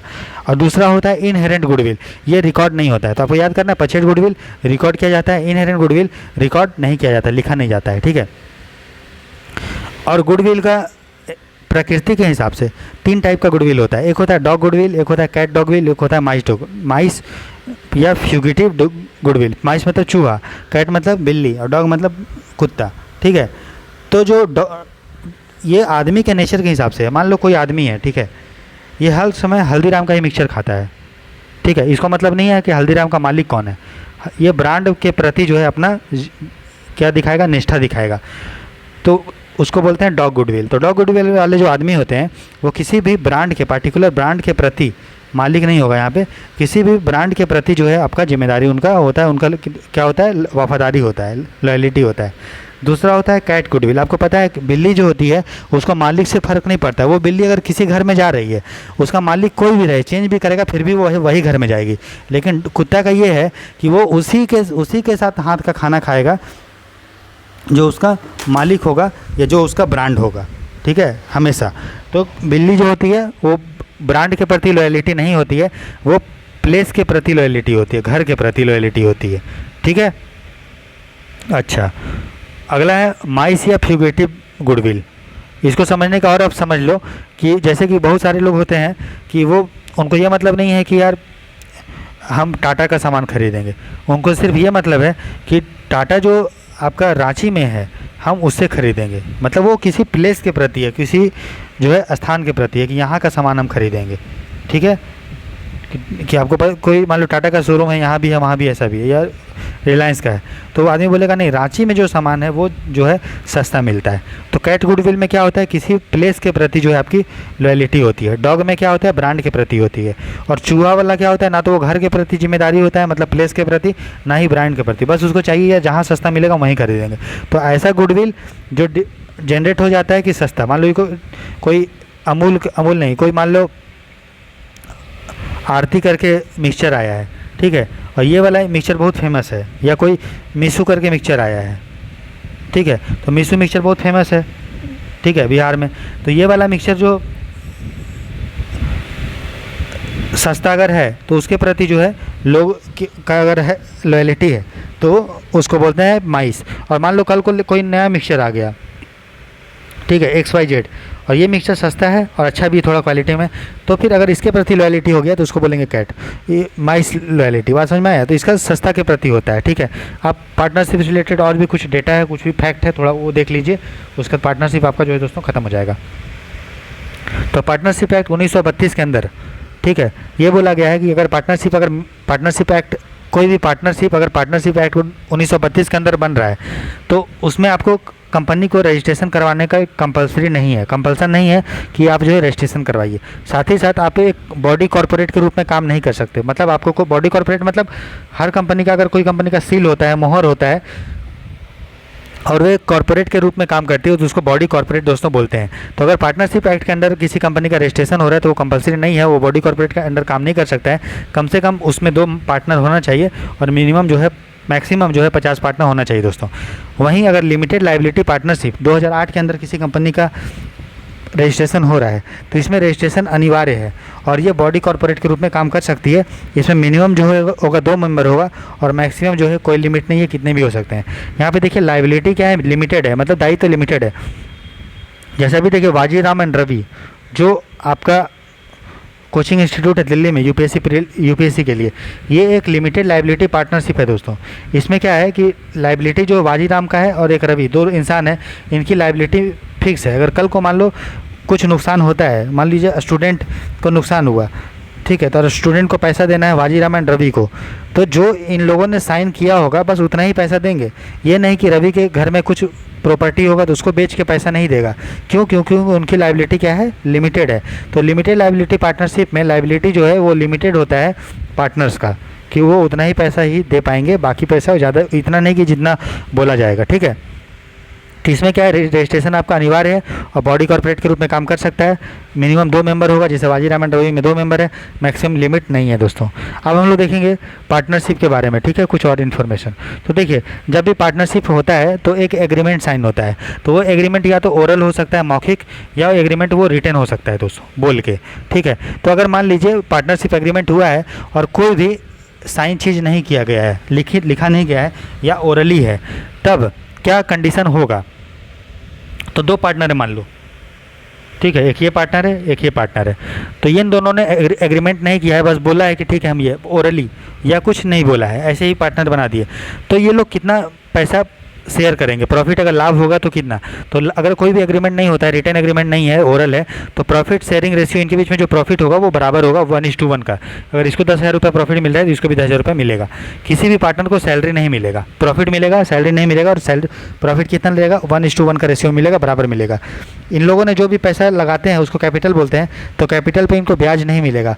और जो भी ये लोग ड्राइंग करेंगे, ड्राइंग मतलब मालिक जो है कंपनी से पर्सनल यूज के लिए जो भी पैसा निकाल लेता है कैपिटल से, उसको ड्राइंग बोलते हैं। तो ड्राइंग पे भी दोस्तों इंटरेस्ट नहीं मिलेगा। अगर किसी पार्टनर ने कंपनी को लोन दिया है तो ठीक है, तो उसको ब्याज, कंपनी उसको ब्याज देगी, तो कितना ब्याज देगी, तो 6% ब्याज देगी। इससे डायरेक्ट क्वेश्चन पूछा है दोस्तों कि मान लो कि पार्टनरशिप एग्रीमेंट नहीं है, डेड ओरली है या एब्सेंट है, रिटर्न नहीं है, तो जो लोन दिया जाता है एक पार्टनर को तो उसको कितना ब्याज मिलेगा, 6%। प्रॉफिट शेयरिंग 1:1, सैलरी नहीं मिलता है, इंटरेस्ट कैपिटल पे नहीं मिलता है, ड्राइंग पे इंटरेस्ट नहीं मिलता है, ये आपको ध्यान देना है। तो ये कॉन्सेप्ट है। उसके बाद कौन पार्टनर नहीं हो सकता, कौन पार्टनर नहीं बन सकता है, तो कोई जो पगला होगा, मतलब जिसका दिमाग काम नहीं करेगा, जो दिवालिया होगा, इंसॉल्वेंट होगा, या जो भगोड़ा होगा, जैसे आपका ये है विजय माल्या पार्टनर नहीं बन सकता है क्योंकि भगोड़ा है वो। जो पगला आदमी होगा वो पार्टनर नहीं बन सकता है, ठीक है। अब नेक्स्ट देखिए, अब जो पार्टनरशिप होता है उसमें कौन कौन से अकाउंट बनाता है ना। तो याद रखिए, पार्टनरशिप जब होता है तो जो भी कंपनी बनती है पार्टनरशिप में, वो ट्रेडिंग अकाउंट बनाती है। ट्रेडिंग अकाउंट मैंने बता दिया, एक मैन्युफैक्चरिंग अकाउंट होता है, कितना पैसा कितना हम लोगों ने सामान खरीदा, कितना बेचा, वो ट्रेडिंग अकाउंट बनता है। प्रॉफिट एंड लॉस अकाउंट बनता है, लाभ हानि अकाउंट। कैपिटल अकाउंट बनता है कि कौन कितना पैसा लेके आया, कौन पार्टनर कितना पैसा लेके आया, उसको कैपिटल अकाउंट में नोट करते हैं। बैलेंस शीट बनाता है, एसेट एंड लायबिलिटी नोट करते हैं वो बैलेंस शीट में। साथ ही साथ profit and loss appropriation account बनाता है। मैंने बताया था profit and loss appropriation account बनाते हैं दोस्तों। कब बनाते हैं, मान लीजिए एक पार्टनर था, ठीक है, ये एक पार्टनर है, ये एक पार्टनर है, ठीक है। अब क्या हुआ, इनमें से एक पार्टनर ने छोड़ दिया, बोल रहे कि हम छोड़ रहे हैं, ठीक है। तब क्या करेगा, ये जब जाएगा तो प्रॉफिट निकालना पड़ेगा ना, कि कितने प्रॉफिट शेयर करेगा, कितने रेशियो में, वो डिसाइड होगा कि रिटन एग्रीमेंट है या ओरल है या लिखा हुआ नहीं है। फिर मान लो एक नया पार्टनर ज्वाइन किया, तो क्या ये पार्टनर उतना ही प्रॉफिट शेयर करेगा क्या, कि जितना पहले था? नहीं, ये जब जाने के बाद कुछ चेंज हो जाएगा प्रॉफिट में। तो प्रॉफिट क्या होगा, एप्रोप्रिएट होगा, कुछ चेंज होगा, उसी को बोलते हैं profit and loss appropriation account. और ये वाला जो है प्रॉफिट एंड लॉस, वो नॉर्मल केस में बनता है जब पार्टनर डेथ नहीं होता है, छोड़ता नहीं है, या नया पार्टनर नहीं आता है तब, ठीक है दोस्तों। तो इस तरह से अकाउंटिंग जो है 19 पेज तक आपका कंप्लीट हो गया। 5 से 6 पेज का और आएगा। ये अभी आप लोगों ने जो पढ़ा है उससे आपका अकाउंटिंग 90% सिलेबस दोस्तों खत्म हो गया है, मात्र 19 पेज में, ठीक है। और 2.5 से 3 घंटा में, 2.5 घंटा कितना हो गया, 1 घंटा 40 मिनट का ये वाला वीडियो था, इसके पहले 45 मिनट का वीडियो आया है। तो मतलब टोटल देखेंगे तो 1 घंटा 85 मिनट का दोस्तों वीडियो आपका आया है, ठीक है।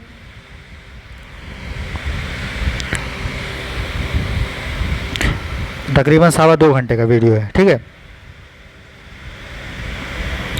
तो अब देखेंगे, अगर बाकी का जो 5-6 पेज है उसका भी दोस्तों 40 मिनट से 50 मिनट में आपको पढ़ा देंगे, और नोट्स उसका मैं टेस्ट सीरीज ग्रुप में दे दूंगा दोस्तों। ये जितने भी PDF है सभी टेस्ट सीरीज वाले बच्चों को मिलेगा, इसलिए सभी बच्चे जो है टेस्ट सीरीज ज्वाइन करें। प्रोसेस एकदम सिंपल है, एक UPI ID है, ठीक है, UPI ID, उस पर आपको पेमेंट करना है। किस पे करना है? तो RAHUL सब स्मॉल में है, और BARNWAL सब स्पेस नहीं है, सब स्मॉल में है, @YBL। इस UPI ID पे एल है, ये एल, तो राहुल बर्नवाल, स्पेलिंग अच्छे से नोट करेंगे, @YBL पे आपको 99 रुपीज़ का दोस्तों पेमेंट करना है। पेमेंट करने के बाद इसका जो फ़ोटो है, स्क्रीनशॉट है, स्नैपशॉट है, उसको टेलीग्राम पे आपको @RBEPFO राहुल बर्नवाल EPFO पे आपको भेजना है स्क्रीनशॉट के साथ। उसके बाद मैं आपको टेस्ट सीरीज ग्रुप में दोस्तों ऐड कर दूंगा, ठीक है। तो टेलीग्राम पे पेमेंट करने के बाद आपको उसका स्क्रीनशॉट जो है @RBEPFO पे भेजना है। उसके बाद आपको टेस्ट सीरीज ग्रुप में दोस्तों मैं ज्वाइन कर लूँगा, ठीक है। तो मिलते हैं दोस्तों रात के 10 बजे आज, ठीक है। तो 10 बजे में हम लोग जो टेस्ट सीरीज बच्चे जो ज्वाइन किए हैं उनको मैंने PDF दे दिया है अकाउंटिंग का। तकरीबन 350 से 360 क्वेश्चन है। ऑलरेडी 100 क्वेश्चन का मैंने डिस्कशन यूट्यूब पे करवा दिया है, ठीक है। अच्छे से उसको देखिए आप। बाकी जो 250 क्वेश्चन है उसका डिस्कशन रात के आपका 10 बजे आ जाएगा, ठीक है। 2 से 3 घंटे लगेंगे, बाकी कंप्लीट हो जाएगा दोस्तों, ठीक है। तो मिलते हैं दोस्तों नेक्स्ट लेक्चर में। आप अकाउंटिंग का बाकी बता देंगे, और कल हम लोग जो दोस्तों इंडस्ट्रियल रिलेशंस और लेबर लॉ करेंगे, उसका MCQ करेंगे, और आपको थ्योरी भी पढ़ाएंगे जिस तरह से भी पढ़ा रहे हैं, और उसका नोट्स भी जो है 20, 25, 30 पेज में आपको दे देंगे, ठीक है। बस इतना आप कर लो, MCQ कर लो, बार बार रिवाइज करो, आपका सिलेक्शन जो दोस्तों 101% होगा। आप कॉन्फिडेंस से तैयारी करो, रिवीजन करो मल्टीपल टाइम, गलती मत करना, बार बार रिवाइज करो और MCQ सॉल्व कर लीजिए, ठीक है। God bless you, all the best, take care दोस्तों, बाय बाय।